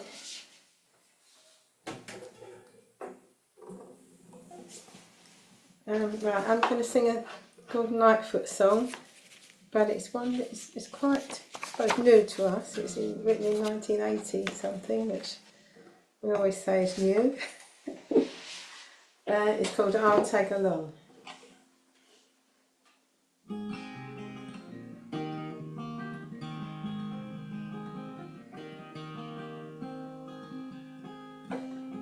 If you've got time enough for two of us, what is mine I will share. We got things that we can do without, most any time, anywhere.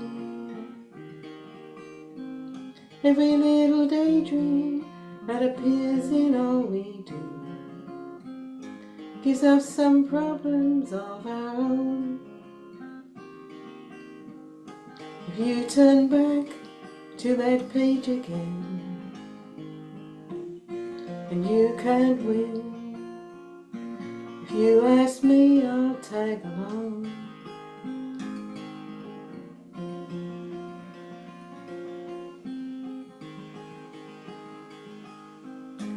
Paper matches in the afternoon,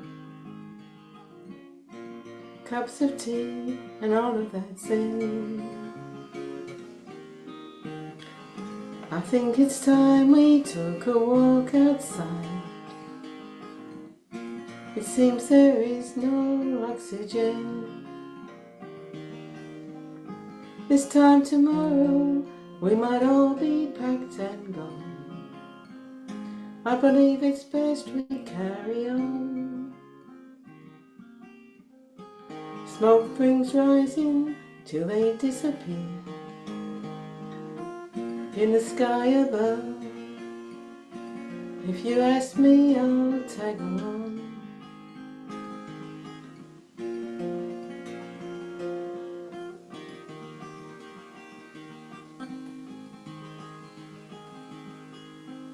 Each and every bad dream will be hammered into dust when we get back where we belong. If you ever turn that page again and you need a friend, if you ask me, I'll tag along.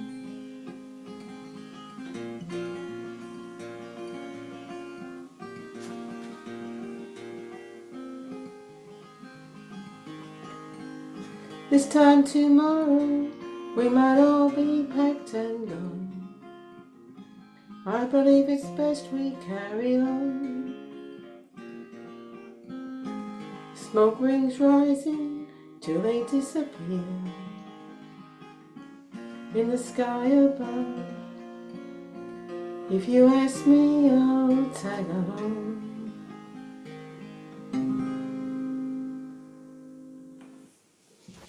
Very sweet. Thank you, Kathleen. Now up in Hudson Valley and Doreen.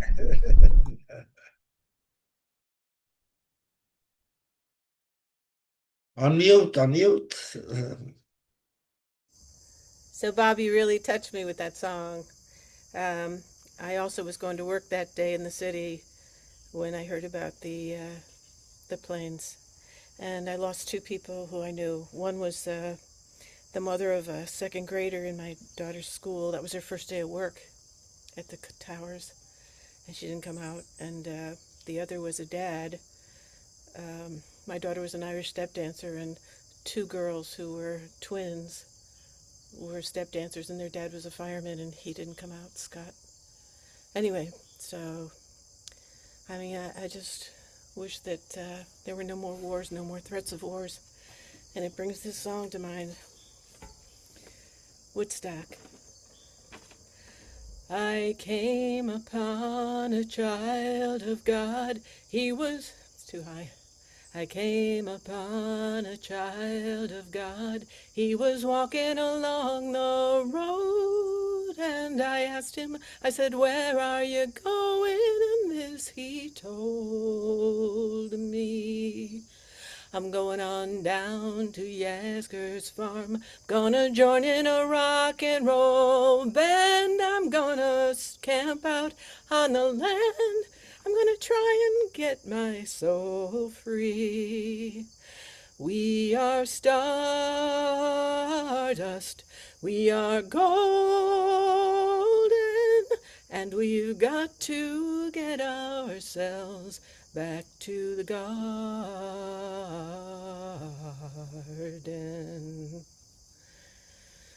Well, then can I walk beside you? I have come here to lose the smog, and I feel to be a cog in something turning.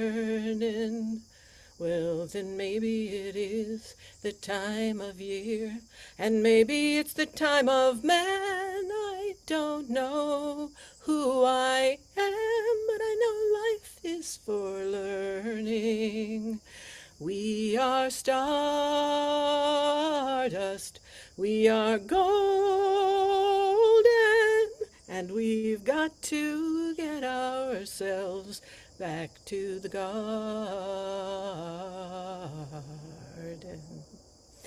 By the time we got to Woodstock, we were 500,000 strong, and everywhere there was song and a celebration. And I dreamed I saw the bombers riding shotgun in the sky, and they were turning into butterflies above our nation. We are stardust, billion-year-old carbon. We are golden, caught in a devil's bargain, and we've got to get ourselves back to the garden.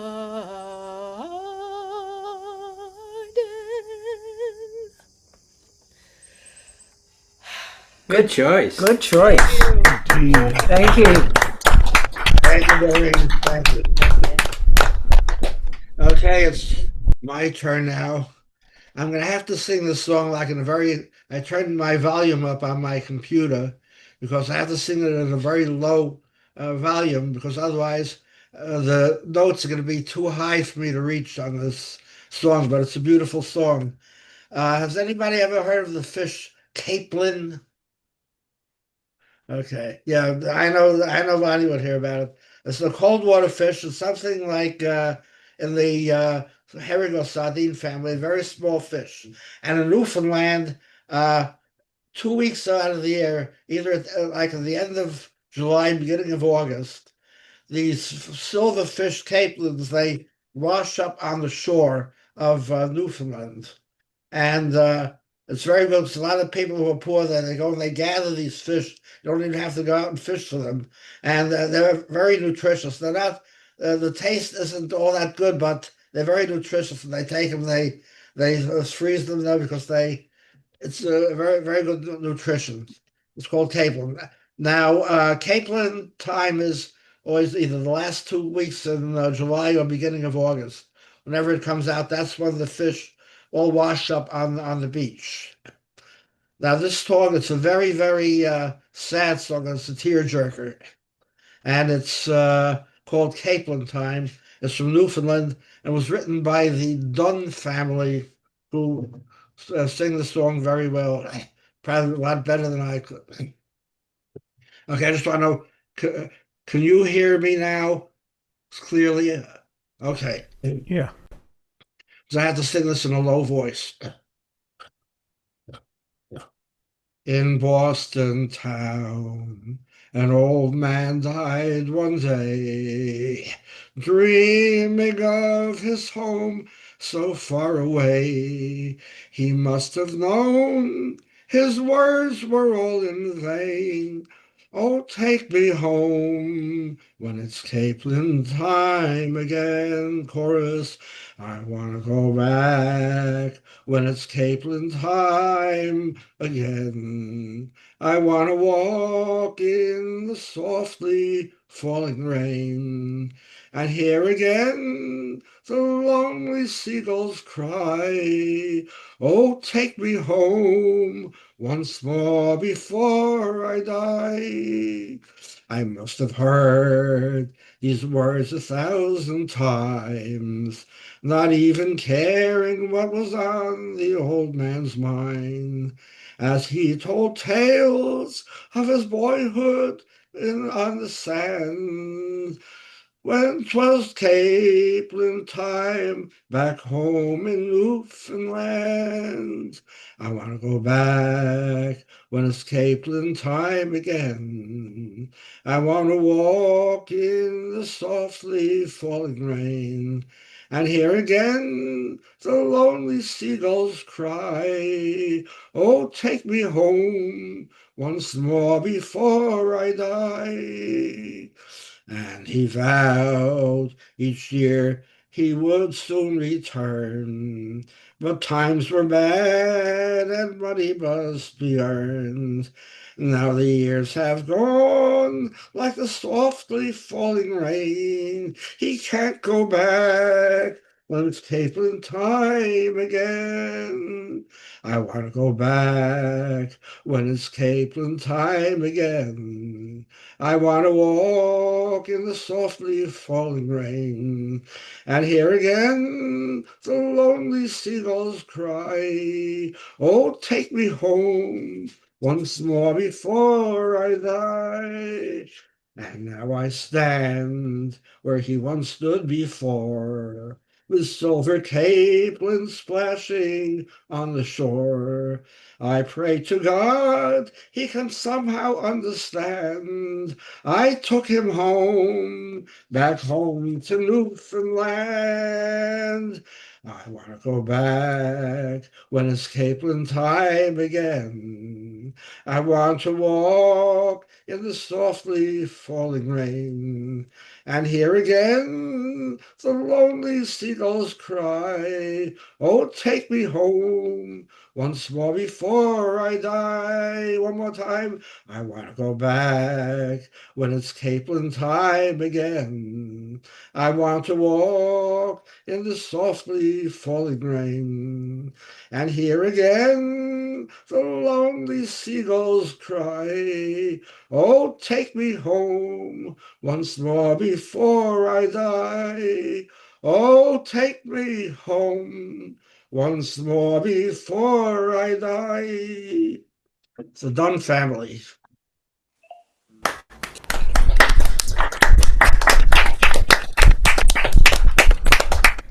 Okay, now we start the second round. George, are you ready? I am. Okay, so are we. Take it away. Everybody else, please mute. In in memory of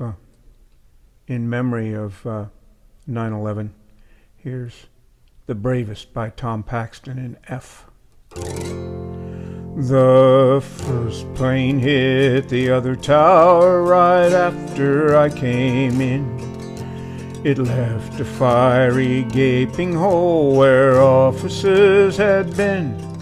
We stood and watched in horror as we saw the first ones fall. Then someone yelled, "Get out, get out, they're trying to kill us all." I grabbed the pictures from my desk and joined the flight for life. With every step I called the names of my children and my wife. And then we heard them coming up from several floors below.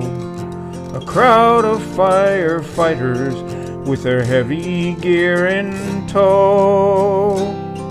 Now every time I try to sleep, I'm haunted by the sound of firemen pounding up the stairs while we were running down.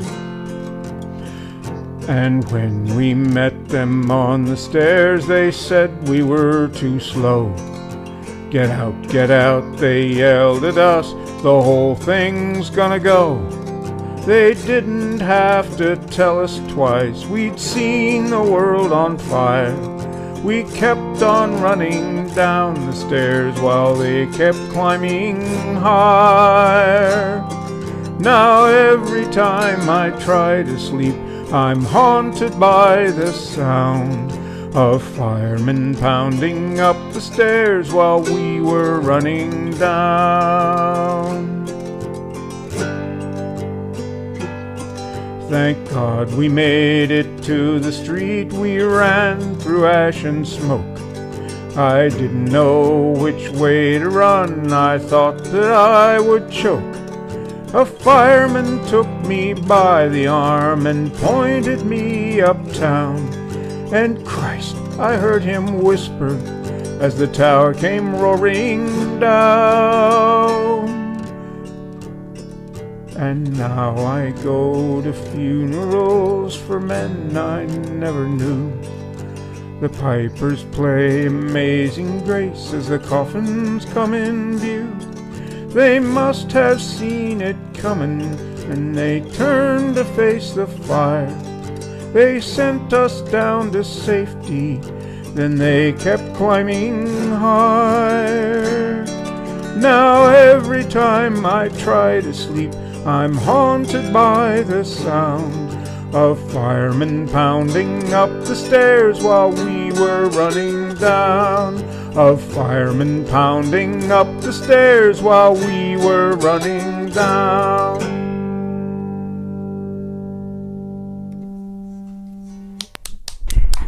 knows how to put words together, yeah. He does. Yeah. He does indeed. Thank you, George. I just want to mention something that my wife was supposed to do jury duty that morning in right at the courthouse right next to the towers, and she's supposed to get off actually the bus, from Muncie, and it stopped at the precise time that the plane hit the towers. And luckily, they called her the night before. They told her, "Don't bother coming. We have enough jurors, and you've already satisfied your jury duty. We have enough jurors. Don't bother coming in." And we were very lucky that God was with us that day. Okay, Jerry, are you ready for us? Absolutely. Okay. Absolutely. Okay. Take it away. Okay, so to continue the Grandparents' Day theme, okay, so I explained to you how the Grandpa song came into being, right? And after I left the Irish band, I had spent 3.5 years running around like a maniac. I was, for a period of time, Long Island's foremost Jewish Irish tenor. Then I was the only person in the world who had 4 O's in his name. I was Jerry O'Carabo. Right? Anyway, one day I was no longer with the band, and I got a call from the band leader. And he said, "Jerry, how you doing? How you doing? I just wanted to tell you that we're getting tremendous positive feedback on the Grandpa song, and we're getting airplay on the radio, and people are so excited. It's really terrific. It's really terrific. But now the women are really pissed off. Could you write a grandma song?" Right? Most of you have heard this song before, and it's, I will tell you that as a songwriter, and we have a number of people here who write songs, right? As a songwriter, sometimes it's agonizing to try to write something. It can take forever because it's just not working, or you can't figure out what goes with what. And sometimes you have songs delivered to you on a platter. And this song was like that, right? So the guy had called me up, and I went, 45 minutes later, I called him back. I said, "How does this sound to you?" And I played him the song over the radio, over the phone, and he said, "Wow, yeah, right." And so this is the song, and it's got a chorus. Many of you have heard it before. Your part goes like this. Grandma, she's my grandma. She's grandma, and she's also my best friend. Grandma, she's my grandma. I get to see her all the time, but I can't wait to see Grandma again. That's your part, right? So every time that comes around, you got to sing. And I've said to you folks in the past, I can tell when somebody's just moving their lips and not actually singing. So don't boff out on me here, right? Anyway, so here we go.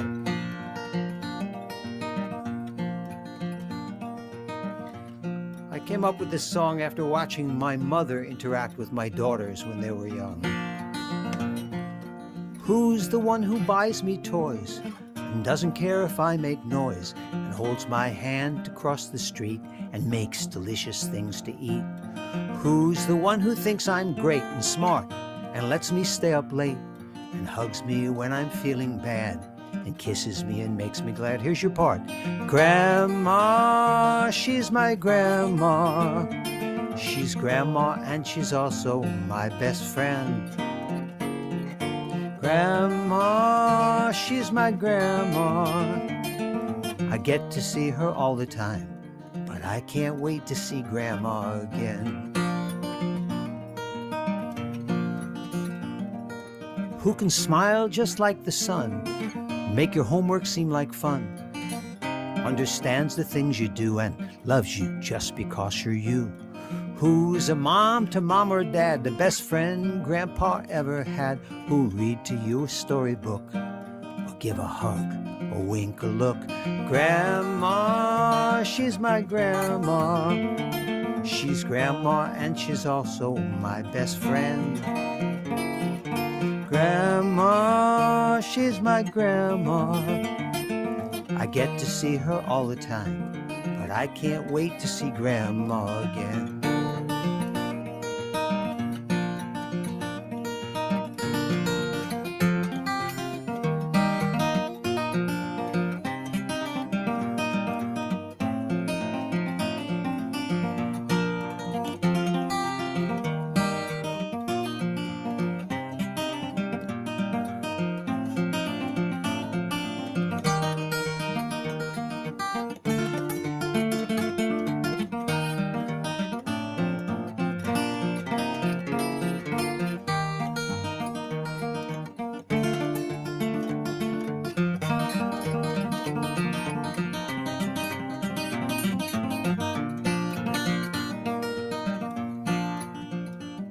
Who hangs up all the things I draw on her refrigerator door and laughs at all my silly jokes?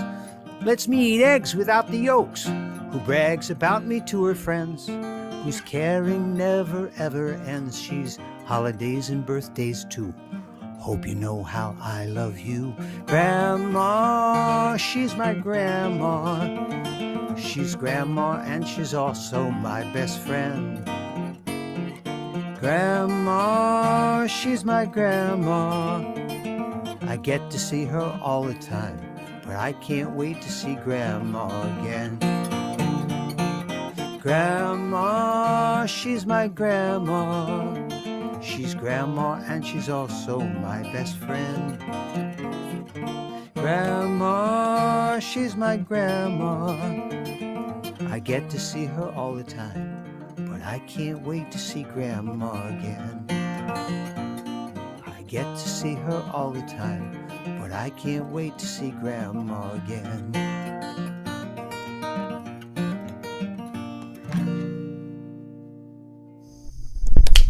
Oh, I gotta learn that. Thank That's you. great. Thank you. Okay, thank you, Jerry. Thank you. My Now we pleasure go as to always. Murray. Okay. All right. The first song I sang was sort of an unofficial anthem of Cuba. But this song that I'm going to sing now is sort of takes the same place for Mexico. It's the folk song Cielito Lindo, which means literally little sky, beautiful little sky. But cielito is actually, it's a pet word for my dear, my darling, something like that. It means little sky, but it doesn't really mean that in this sense. It means talking about a woman, my little darling, my beautiful darling, rather. And it was written in 1882, in the 19th century, by Quirino Mendoza y Cortés. Okay, and let me give you the translation in English before I sing it in Spanish. All right, and it goes in English: from the Sierra Morena, that means like the dark mountain group. Pretty darling, they are coming down, a pair of little black eyes, pretty darling, smuggled in. And then the chorus goes, ay, ay, ay, ay, sing and don't cry, because singing brings joy. Pretty darling to the hearts. And then he says, the little mole you have, pretty darling, next to your mouth, don't give it to anyone else, pretty darling, because it's meant for me. And then the chorus, and then the next stanza, the bird that leaves, pretty darling, its first nest, returns and finds it taken, pretty darling, well deserved. And then the next stanza, Cupid shot an arrow, pretty darling, high in the sky, and since he was playing, pretty darling, I was the one struck. From your house to mine, pretty darling, there's just one step before your mother arrives. Pretty darling, give me a hug. And that's it. So now I'm going to sing it in the original Spanish version.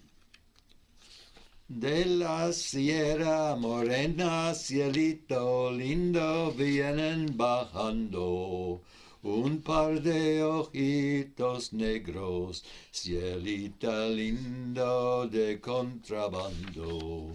Ay, ay, ay, ay, canta y no llores, porque cantando se alegran cielito, lindo los corazones.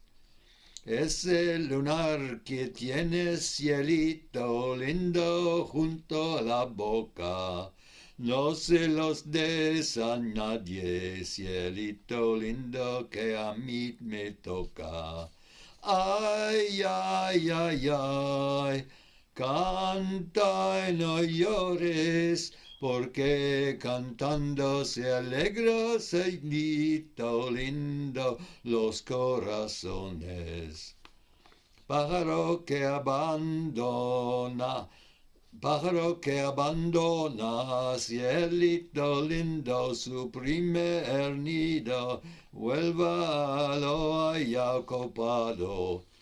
Cielito lindo, bien merecido.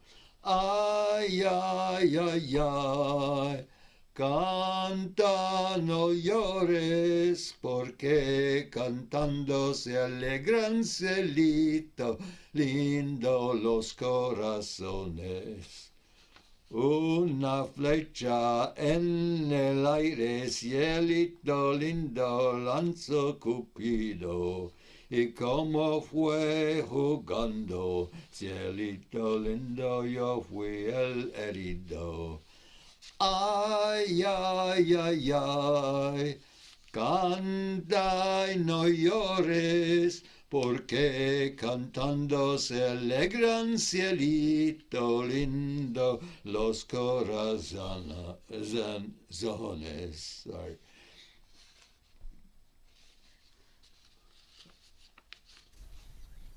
Okay. De tu casa a la mía, cielito lindo, no hay más que un paso. Antes que venga tu madre, cielito lindo, dame un abrazo. Ay, ay, ay, ay, canta, no llores, porque cantando se alegran, cielito lindo, los corazones. That's it. We'll remember Anna Connie singing that on the Lawrence Welk show. Okay, Bob, you ready for us? I tried not to watch Lawrence Welk, and I don't remember it from that. My mother watched it all the time, and I was forced to watch it. That's all I can say. Okay, Bob, what's the weather report in Arizona today? You forgot to include it. Actually the weather is cooling down. We've had a nice monsoon season, which is supposed to be ending here in about a week. Humidity's coming down. It's only about 30%, 40%. It's supposed to be drying out down to about 10%. But we're not even breaking 100 these days, so it's getting kind of nice out in the 70s in the morning. So, hey, can you hear the instrument here? Yeah, I'd like to just take a pass till after Michael there, and let Mike go. Okay, we'll let Mike go first, and we'll come back. I'll come in after him. Okay, then. I got to troubleshoot here. Yeah, right away. David Wallach is no longer with us. He usually stays only for one song. So, Mike, you go ahead, and then we'll get back to Bob.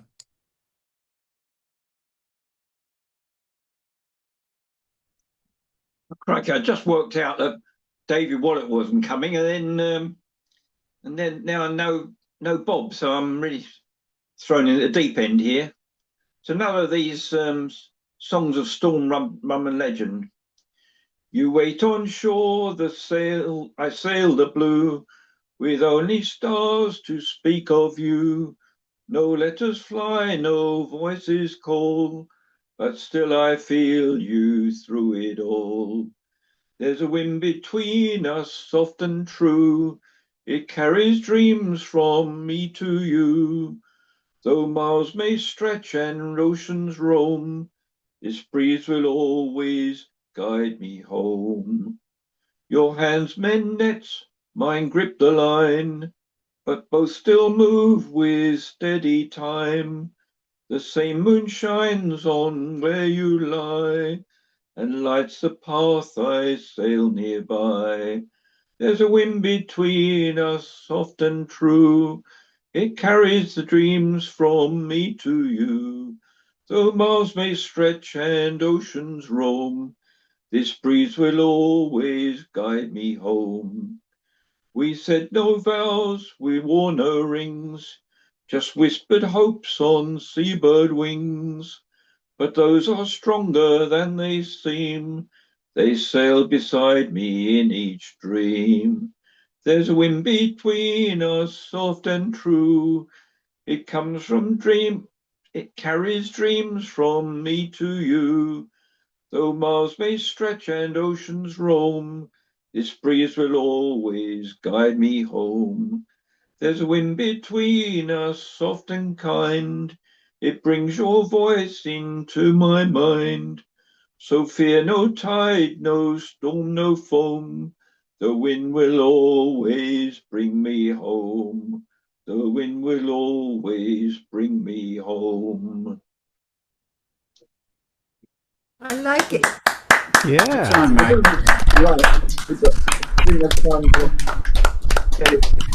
Right. And now back to Bob Winkler. Okay, I'm ready to go. Too many dials and gauges and things to plug stuff into here. But as it worked out, I put the wrong thing into the wrong thing. And gosh, I'm getting too old for complicated stuff.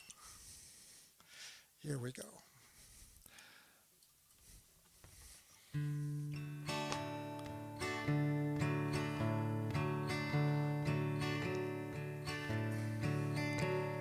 Can you hear that now? Yeah, we can.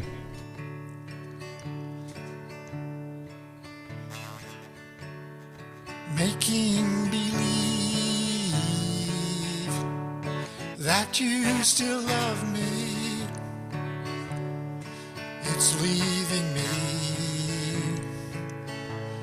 alone and so blue. But I'll always dream. Still I'll never own you. Making believe. It's all I can do. Can't hold you close when you're not with me. You're somebody's love. You'll never be mine. Making believe I'll spend my lifetime loving you. Making believe.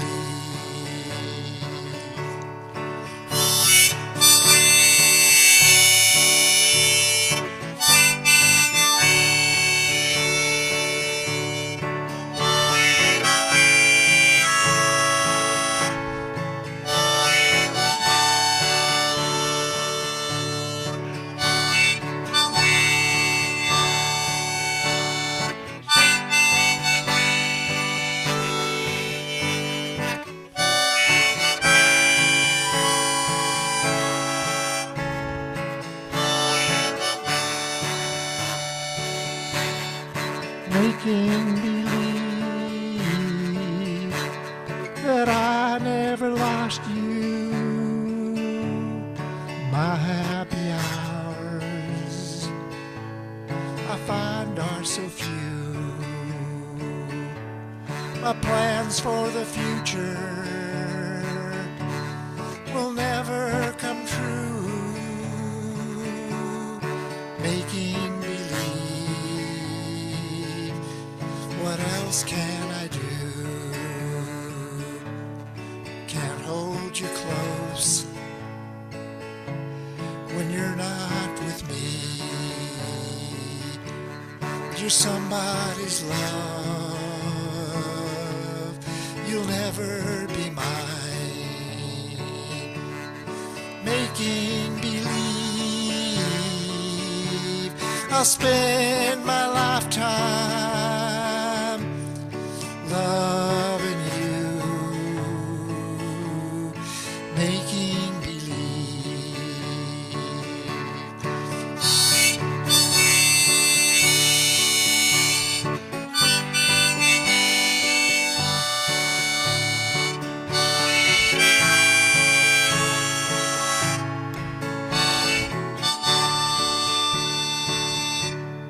Making believe,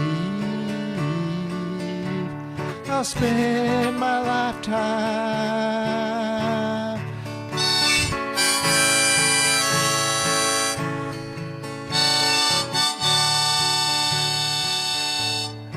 loving you. Making believe. Thank you.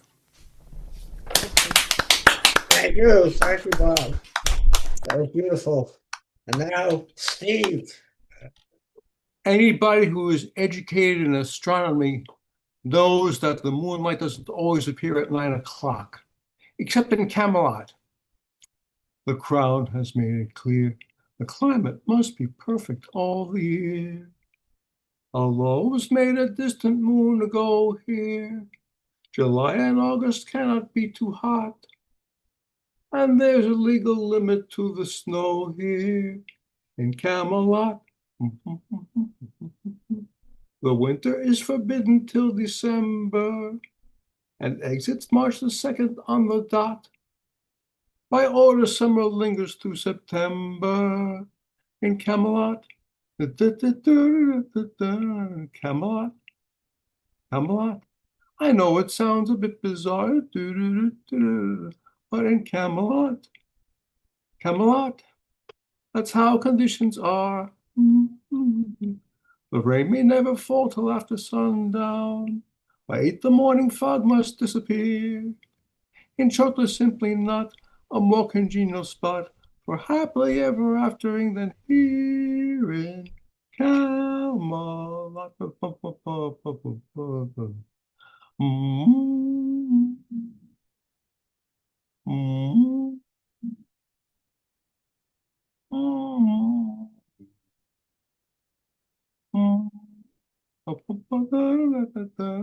Camelot, Camelot. I know it gives a person pause, but in Camelot, Camelot, those are the legal laws. The snowmen never slush upon the hillside. By 9 p.m. the moonlight must appear. In short, there's simply not a more congenial spot for happily ever aftering than here in Camelot.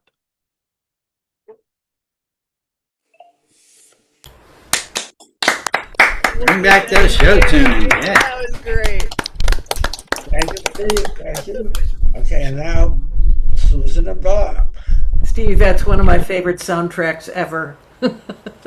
I don't really like the show. It's a bummer, but the soundtrack is wonderful.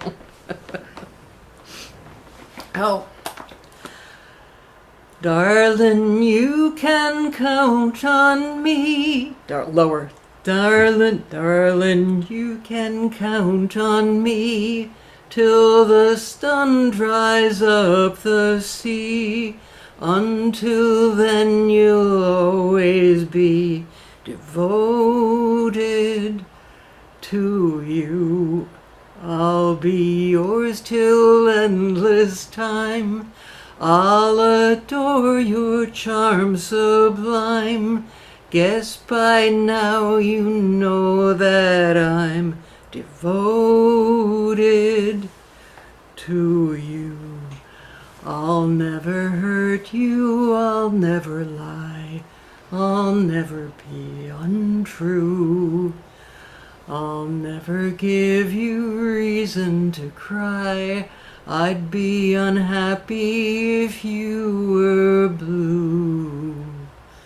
Through the years our love will grow. Like a river it will flow. It won't die because I'm so devoted to you, devoted to you. Blame it on my knee. I was singing harmony with you, Susan. I know. Beautiful. That's happy anniversary. On Friday, 55 years. Congratulations. Thank you. I always tell Susan, when she complains that we're poor, I always tell her, well, not everybody has songs written for them, and I've written a couple for Susan, This is true. And you've heard this one before, but this is one I wrote for Susan on her 60th birthday a couple of years ago. And last year. All these songs written for young lovers. This is one for old lovers. We're still laughing, we're still singing, we're still dancing, you my dear. And I still want you, I still hold you, I still touch you after all these years. They say that love is somehow wasted on the young folks when they start. Of course they don't know that a love grows on its journey to the heart. We're still laughing, we're still singing, we're still dancing, you my dear. And I still want you, oh I still hold you, I still touch you after all these years. Oh, love is friendship with a special one. Love is work that's never done. Oh, we may change, but true love remains through the good times and all the pain. But we're still laughing, we're still singing, we're still dancing, you my dear.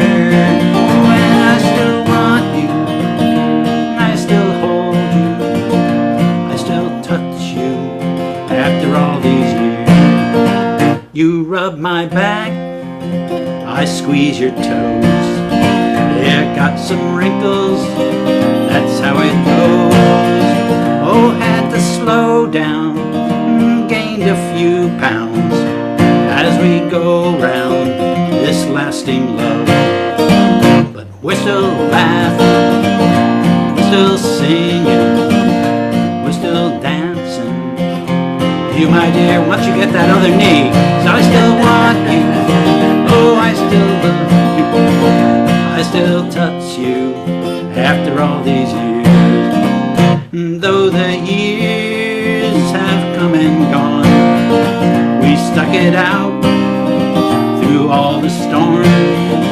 And after 60, 70, 80 years, sing this song, and my heart, you still belong. We're still laughing, we're still singing, and we're still dancing, you my dear. I still want you, and I still hold you, I still touch you after all these years. As we go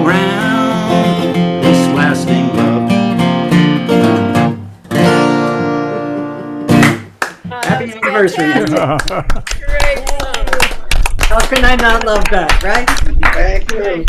Thank you so Amazing, much. amazing song. Mind you, if I sang it for my husband, I'd have to leave out the singing and the dancing because he's rubbish at both. But, but the laughing and the gardening would go. There you go. Okay, Teresa, your turn now. Oh dear, that was brilliant.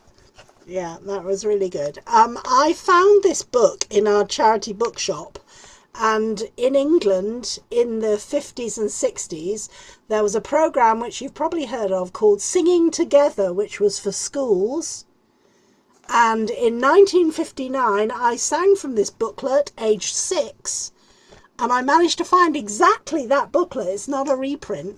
I just came across it in this charity bookshop, and I remembered all the songs out of it. So this is Silent Worship, which is by Handel, and I just read the book and the song was in my head straight away, and I hadn't seen it since, I don't think. So I was going to do it. Did you not hear my lady go down the garden singing? Blackbird and thrush were silent to hear the alleys ringing.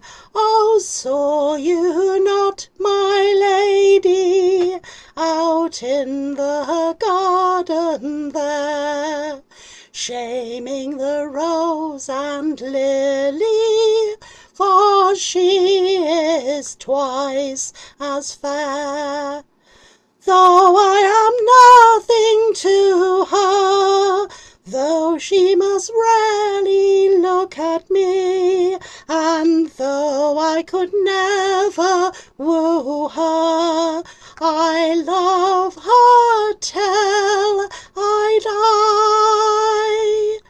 Surely you heard my lady go down the garden singing, silencing all the songbirds and setting the alleys ringing. Oh, surely you saw my lady out in the garden there, rivaling the glittering sunshine with a glory of golden hair. Not bad, remembering that from age 6. Not bad at all. Good Not bad at all. It's a wonderful, it was a wonderful. There you go, singing in garden. You got it right there. Perfect in the key of D. And lots right of on pitch. But I must tell him he must write me a song. That'll fix him. Thank you so much, Teresa. I enjoyed that one. Debbie and Ron, are you ready? Yep. All right.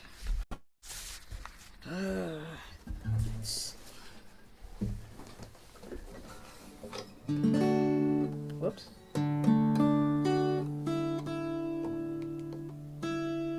Sounds all right to me. Sharp. Nope. Stop.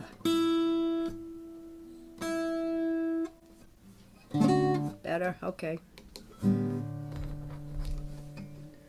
If the wife and me are fussing, brother, that's alright. 'Cause me and that sweet woman got a license to fight. Why don't you mind your own business? Mind your own business. Mind your own business. Mind your own business. If you mind your own business, it won't be minding mine. While the woman on our party line's a nosy thing, she picks up the receiver when she knows it's my ring. Why don't you mind your own business?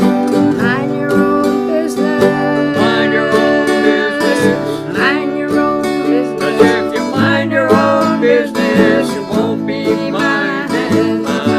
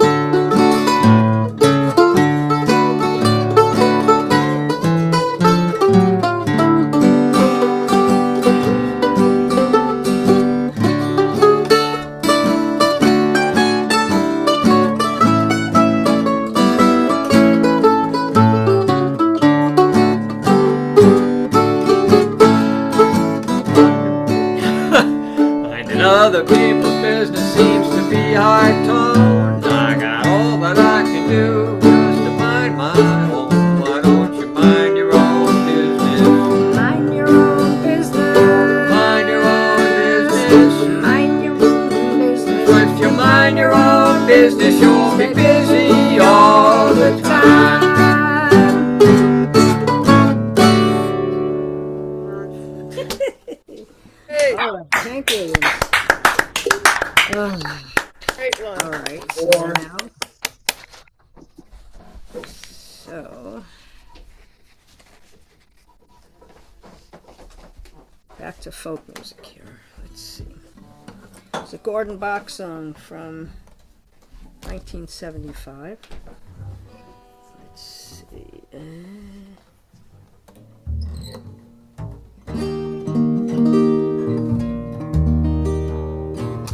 All right. I don't know if you can see him. Can you hear that bass playing? We hear it. We don't see it, but we hear it. All right. It's kind of hard with a little laptop, but nah, it's not going to work.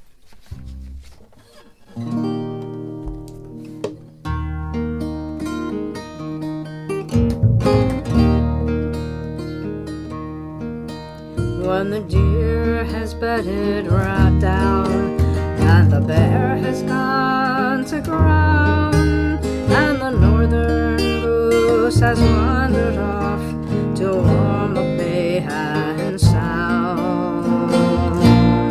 It's so easy in the cold to feel the darkness of the year, and the heart is growing lonely for the morning.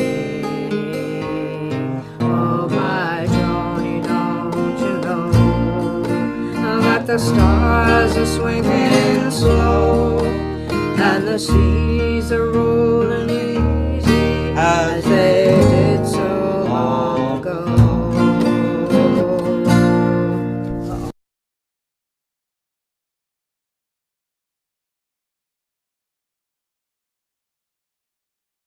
We can't hear.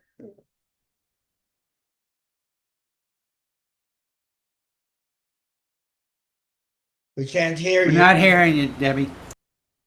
What's your audio? Get your audio back.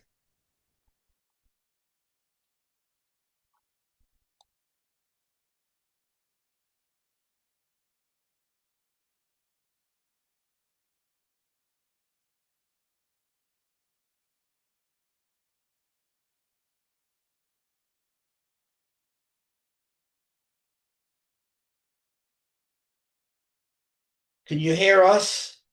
Yes. Let me try. Okay, now we got you. Now we got you.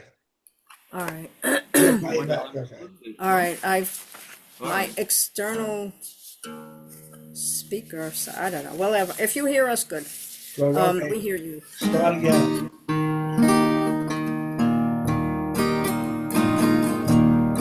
Oh, my Joni, don't you know that the stars are swinging slow, and the seas are rolling easy as they did so long ago.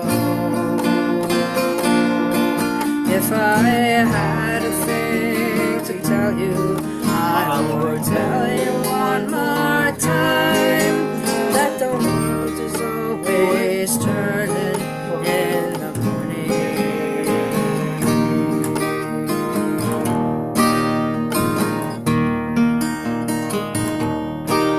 When October is growing thin and November's coming home, you'll be thinking of the seasons and the sad things that you see. And you hear that Owen walking, hear him singing high and thin. You could swear he's out there singing of your sorrow. Oh, my Joni, don't you know that the stars are swinging slow, and the seas are swirling easy as they did so long ago. And I had a thing to give you, I will tell you one more time that the world is always turning toward the morning.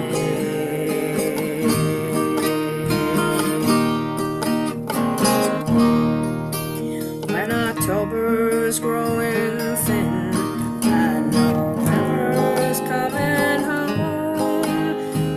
thinking of the seasons and the sad things that you see. And you hear that old winter walking, hear him singing high and thin. You could swear he's out there singing of your snow. Oh, my Joni, don't you know that the stars are swinging slow? The leaves rolling easy as they did so long ago. If I had a thing to give you, I would tell you one more time that the road's always turning toward the morning.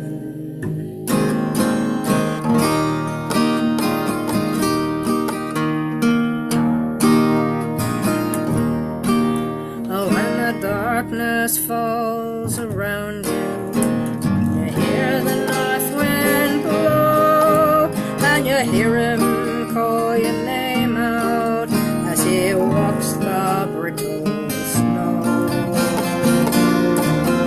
That old wind don't mean your trouble, he don't care or even know. He's just walking down the darkness toward the morning.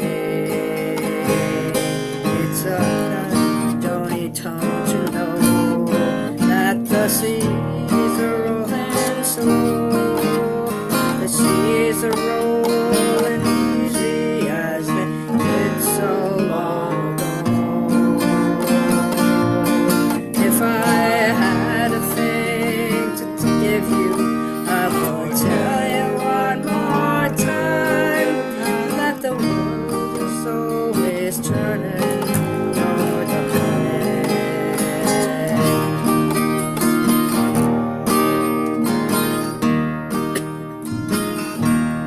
It's a pity we don't know what the little flowers know. They can't face the cold November, they can't take the wind and snow. They put their glories all behind them, bow their heads and let it go. Oh, but you know they'll be there shining in the morning. Now, my Joni, don't you know that the days are rolling slow and the winter's walking easy as he did so long ago? And if that one should come and ask you, why is my Joni weeping so? Won't you tell him that you're weeping for the morning? Oh, my Joni, don't you know that the stars are swinging slow and the seas are rolling easy as they did so long ago? If I had a thing to give you, I would tell you one more time that the world is always turning toward the morning.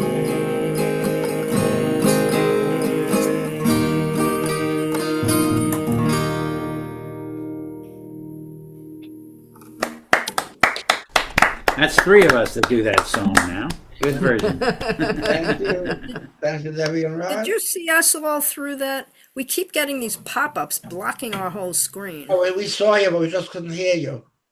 No, but we kept trying to, I kept trying to play the guitar and exit out, and it wasn't working. It's something, all these pop-ups from like our internet fixer, they pick the Zooms to come on and bug us and say, don't you want to fix this? Won't you want to do this? Click here, scan now. It's like, Yeah, and it takes over the whole screen. it takes over the whole Really screen. So I don't know. I mean, our camera light is still on, so I don't know if you saw us or not. We saw you, just didn't hear. I saw you the whole time. All right. Good to Well, hear yes, you. I Yeah. was very crazy from that, though. Thank you. Okay, thank you so much. And Thank now we you. go to Lonnie. Yeah, we could definitely hear you.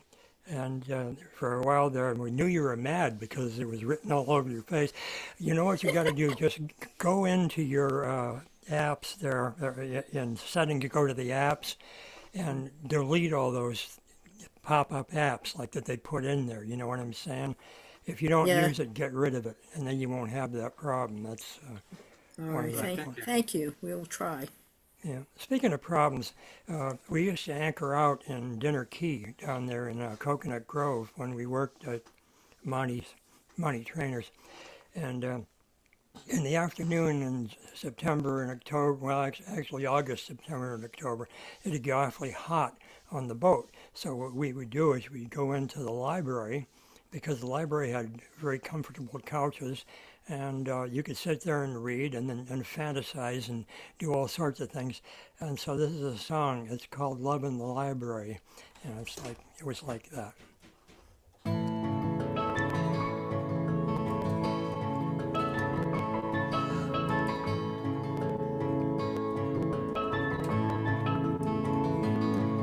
On the corner of Government and Bay Avenue, the old doomsday fanatic wore a crown of kudzu. Sirens were wailing in the Gulf coastal heat, and it seemed like the whole world was in forced retreat. I paid no attention, revolved through the door, past a newspaper rack on the worn marble floor. Near Civil War history, my heart skipped a beat. She was standing in fiction, stretched high on bare feet. Love in the library, quiet and cool. Love in the library, there are no rules. Surrounded by stories, surreal and sublime, I fell in love in the library once upon a time.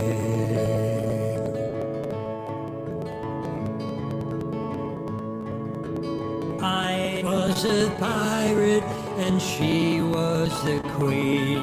Sir Francis and Elizabeth, the best there's ever been. Then she strolled past my table and stopped at the stairs, then sent me a smile as she reached for Flaubert. Love in the library, quiet and cool. Love in the library, there are no rules. Surrounded by stories, surreal and sublime, I fell in love in the library once upon a time.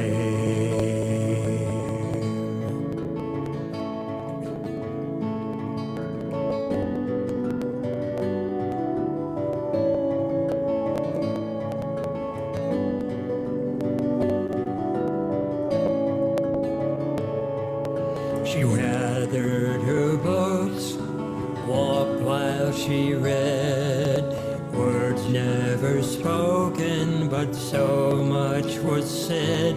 You can read all you want into this rendezvous, but it's safer than most things that lovers will do.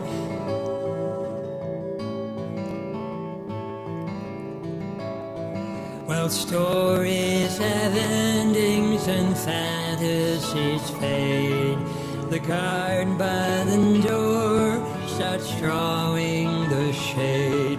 So write your own endings and hope they come true. For the lovers and strangers on Bay Avenue. Love in the library, quiet and cool. Love in the library, there are no rules. Surrounded by stories, surreal and sublime, I love in the library once upon a time, surrounded by stories surreal and sublime. I fell in love in the library once upon a time.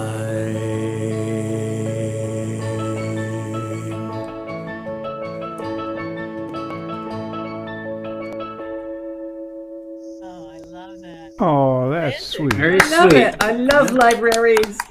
Yes, libraries are great. Thank you, Larry. That was beautiful. Thank you so much. Thank you for listening. Okay, and now Kathleen. Okay, I'm going to sing a Kate Wolf song that I've not done before. You hear that song? Love Um, in the Library, what he was singing? I never heard of it. I'm not feeling, I'm not doing well. I just can't think, hear what anybody else. Sounds like someone needs to mute. Okay. And it's called Carolina Pines, about an old deserted house. Just an old house with a roof falling in, standing at the edge of the field, watching the crops grow as it always done before. Nobody lives here anymore. The sun's going down in the Carolina Pines. I'm a long way from home and I miss that love of mine. Broken windows, empty doors, nobody lives here anymore. Old memories come whistling like the wind through the walls and the cracked window panes. The grass is growing high around the cabin door. Nobody lives here anymore. The sun's going down in the Carolina Pines. I'm a long way from home and I miss that love of mine. Broken windows, empty doors, nobody lives here anymore. Once there were children and a few hired hands, a hard-working woman and a bone-tired man. Now the old sun steals across the dusty floor. Nobody lives here anymore. The sun's going down in the Carolina Pines. I'm a long way from home and I miss that love of mine. Broken windows, empty doors, nobody lives here anymore. The sun's going down in the Carolina Pines. I'm a long way from home and I miss that love of mine. Broken windows, empty doors, nobody lives here anymore.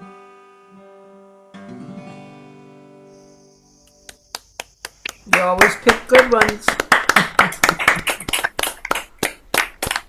Thank you. Thank you, Kathleen. Now to Doreen. Thanks, all. So, we come up here in the country on the weekends, and there's nobody around, so sometimes I'll sit out here on the veranda and practice my songs or whatever. And there's this little chipmunk that comes out and he listens to me. He's my audience.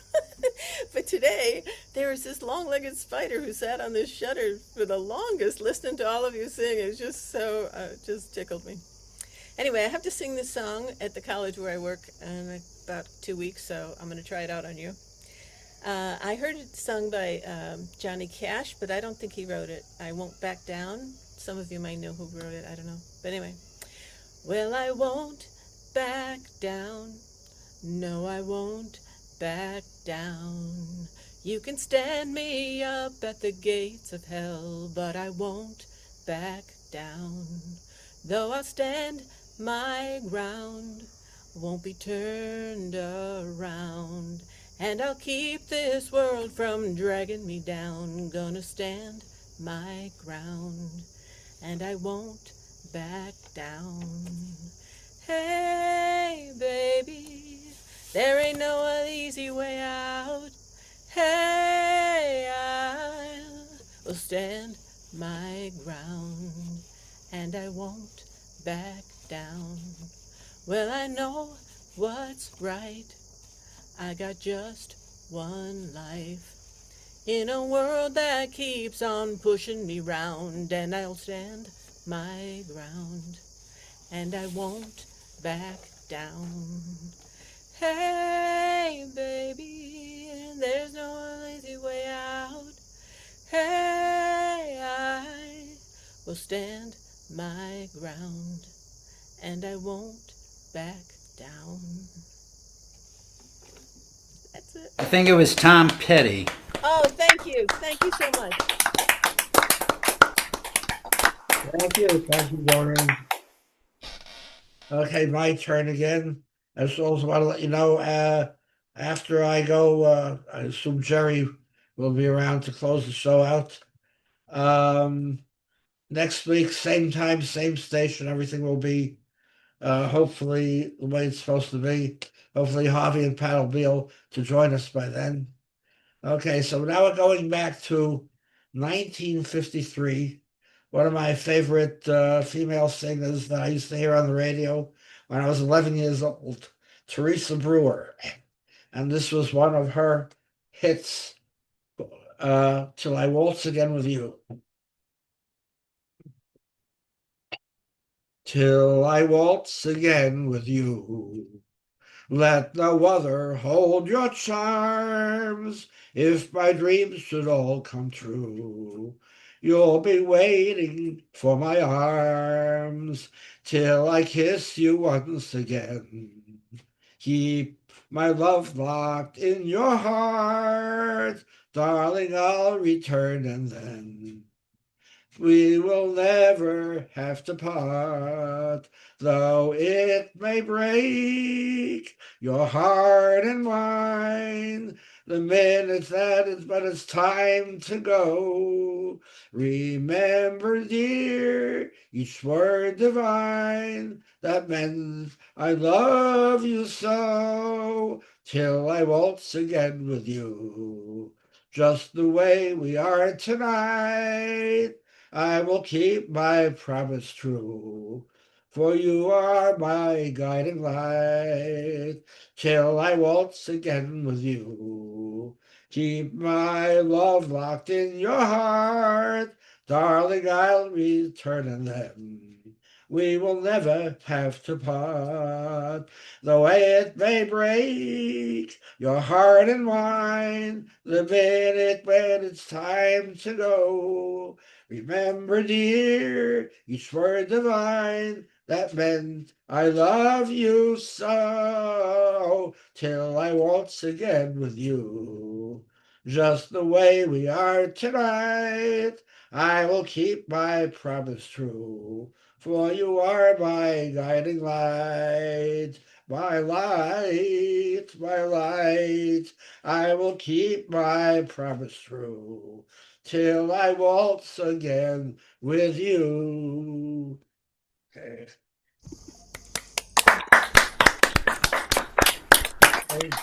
So I'll be doing the video again. Look for it around between 2 and 3 hours after we end the show. And hopefully next week Pat can take over again on the video. Okay, Jerry, are you ready? Sure. Okay. Okay, so take it away. Every once in a while, you see something that reminds you of songs or artists that you forgot about. Like you don't think about anymore. And I saw something recently, an interview with Willie Nelson, and he was asked about John Denver, okay, and what he thought about John Denver. And I never thought of the two of them in the same sentence, really. It's so very different, and his remarks were very interesting. He said, I thought John Denver was terrific. He said, I thought he was great. And he was very committed to conservation and to preservation in the same way that Willie Nelson has been very devoted to the American farmer and the preservation of family farms and so on. And, he said he was a wonderful guitar player, and he was a wonderful singer and a wonderful writer, okay?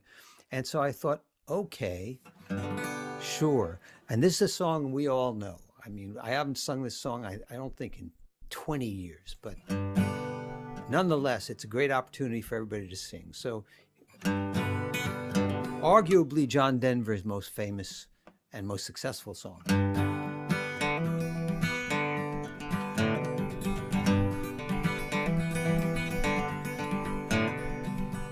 Almost heaven, West Virginia, Blue Ridge Mountains, Shenandoah River, dark and dusty, painted on the sky, misty taste of moonshine, teardrop in my eye. Country road, take me home to the place I belong, West Virginia, Mountain Mama, take me home, country road. All my memories gather round her, miner's lady, stranger to blue waters, dark and dusty, painted on the sky, misty taste of moonshine, teardrop in my eye. Country road, take me home to the place I belong, West Virginia, Mountain Mama, take me home, country road. I hear a voice in the morning hour, she calls me. Radio reminds me of my home far away. And driving down the road, I get a feeling that I should have been home yesterday.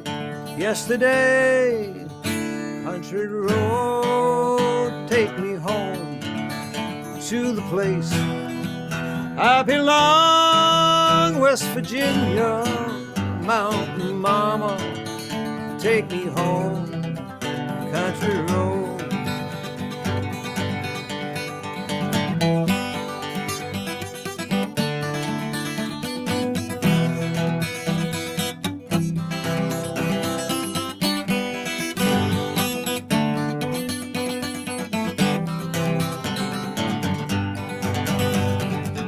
I hear a voice in the morning hour, she calls me. Radio reminds me of my home far away. And driving down the road, I get a feeling that I should have been home yesterday. Yesterday, country road, take me home to the place I belong, West Virginia, Mountain Mama, take me home, country road, take me home, country road, take me home, country road.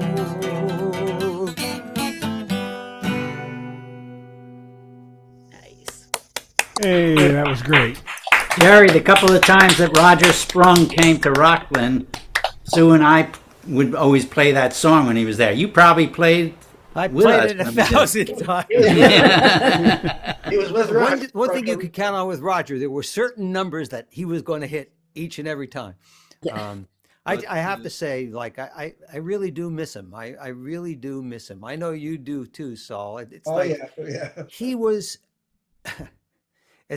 he was a very fine banjo player, and the truth was he was a really great banjo player back in the old days. Like, I've seen clips of him, playing with K-Star on TV, on the Jack Parr show and stuff. He was a terrific player. But he became this character, he was a cartoon version of himself. It was so crazy, the things that he used to say and do. He'd tell these terrible same old jokes. He reminded me of my grandfather. My grandfather had like 6 jokes, and he'd tell them over and over and over again. But he was really what I most loved about it, right, was he really was a good guy, and also he was a contact, like a conduit to all these great players that he had played with, with Doc Watson and with all these people. And it was, you had a chance to play with somebody who had played with these folks, and it was very cool, and he just was hysterical. He was hysterical. I used to go, he lived in Sandy Hook in Connecticut, right? He had this funky farm and whatever.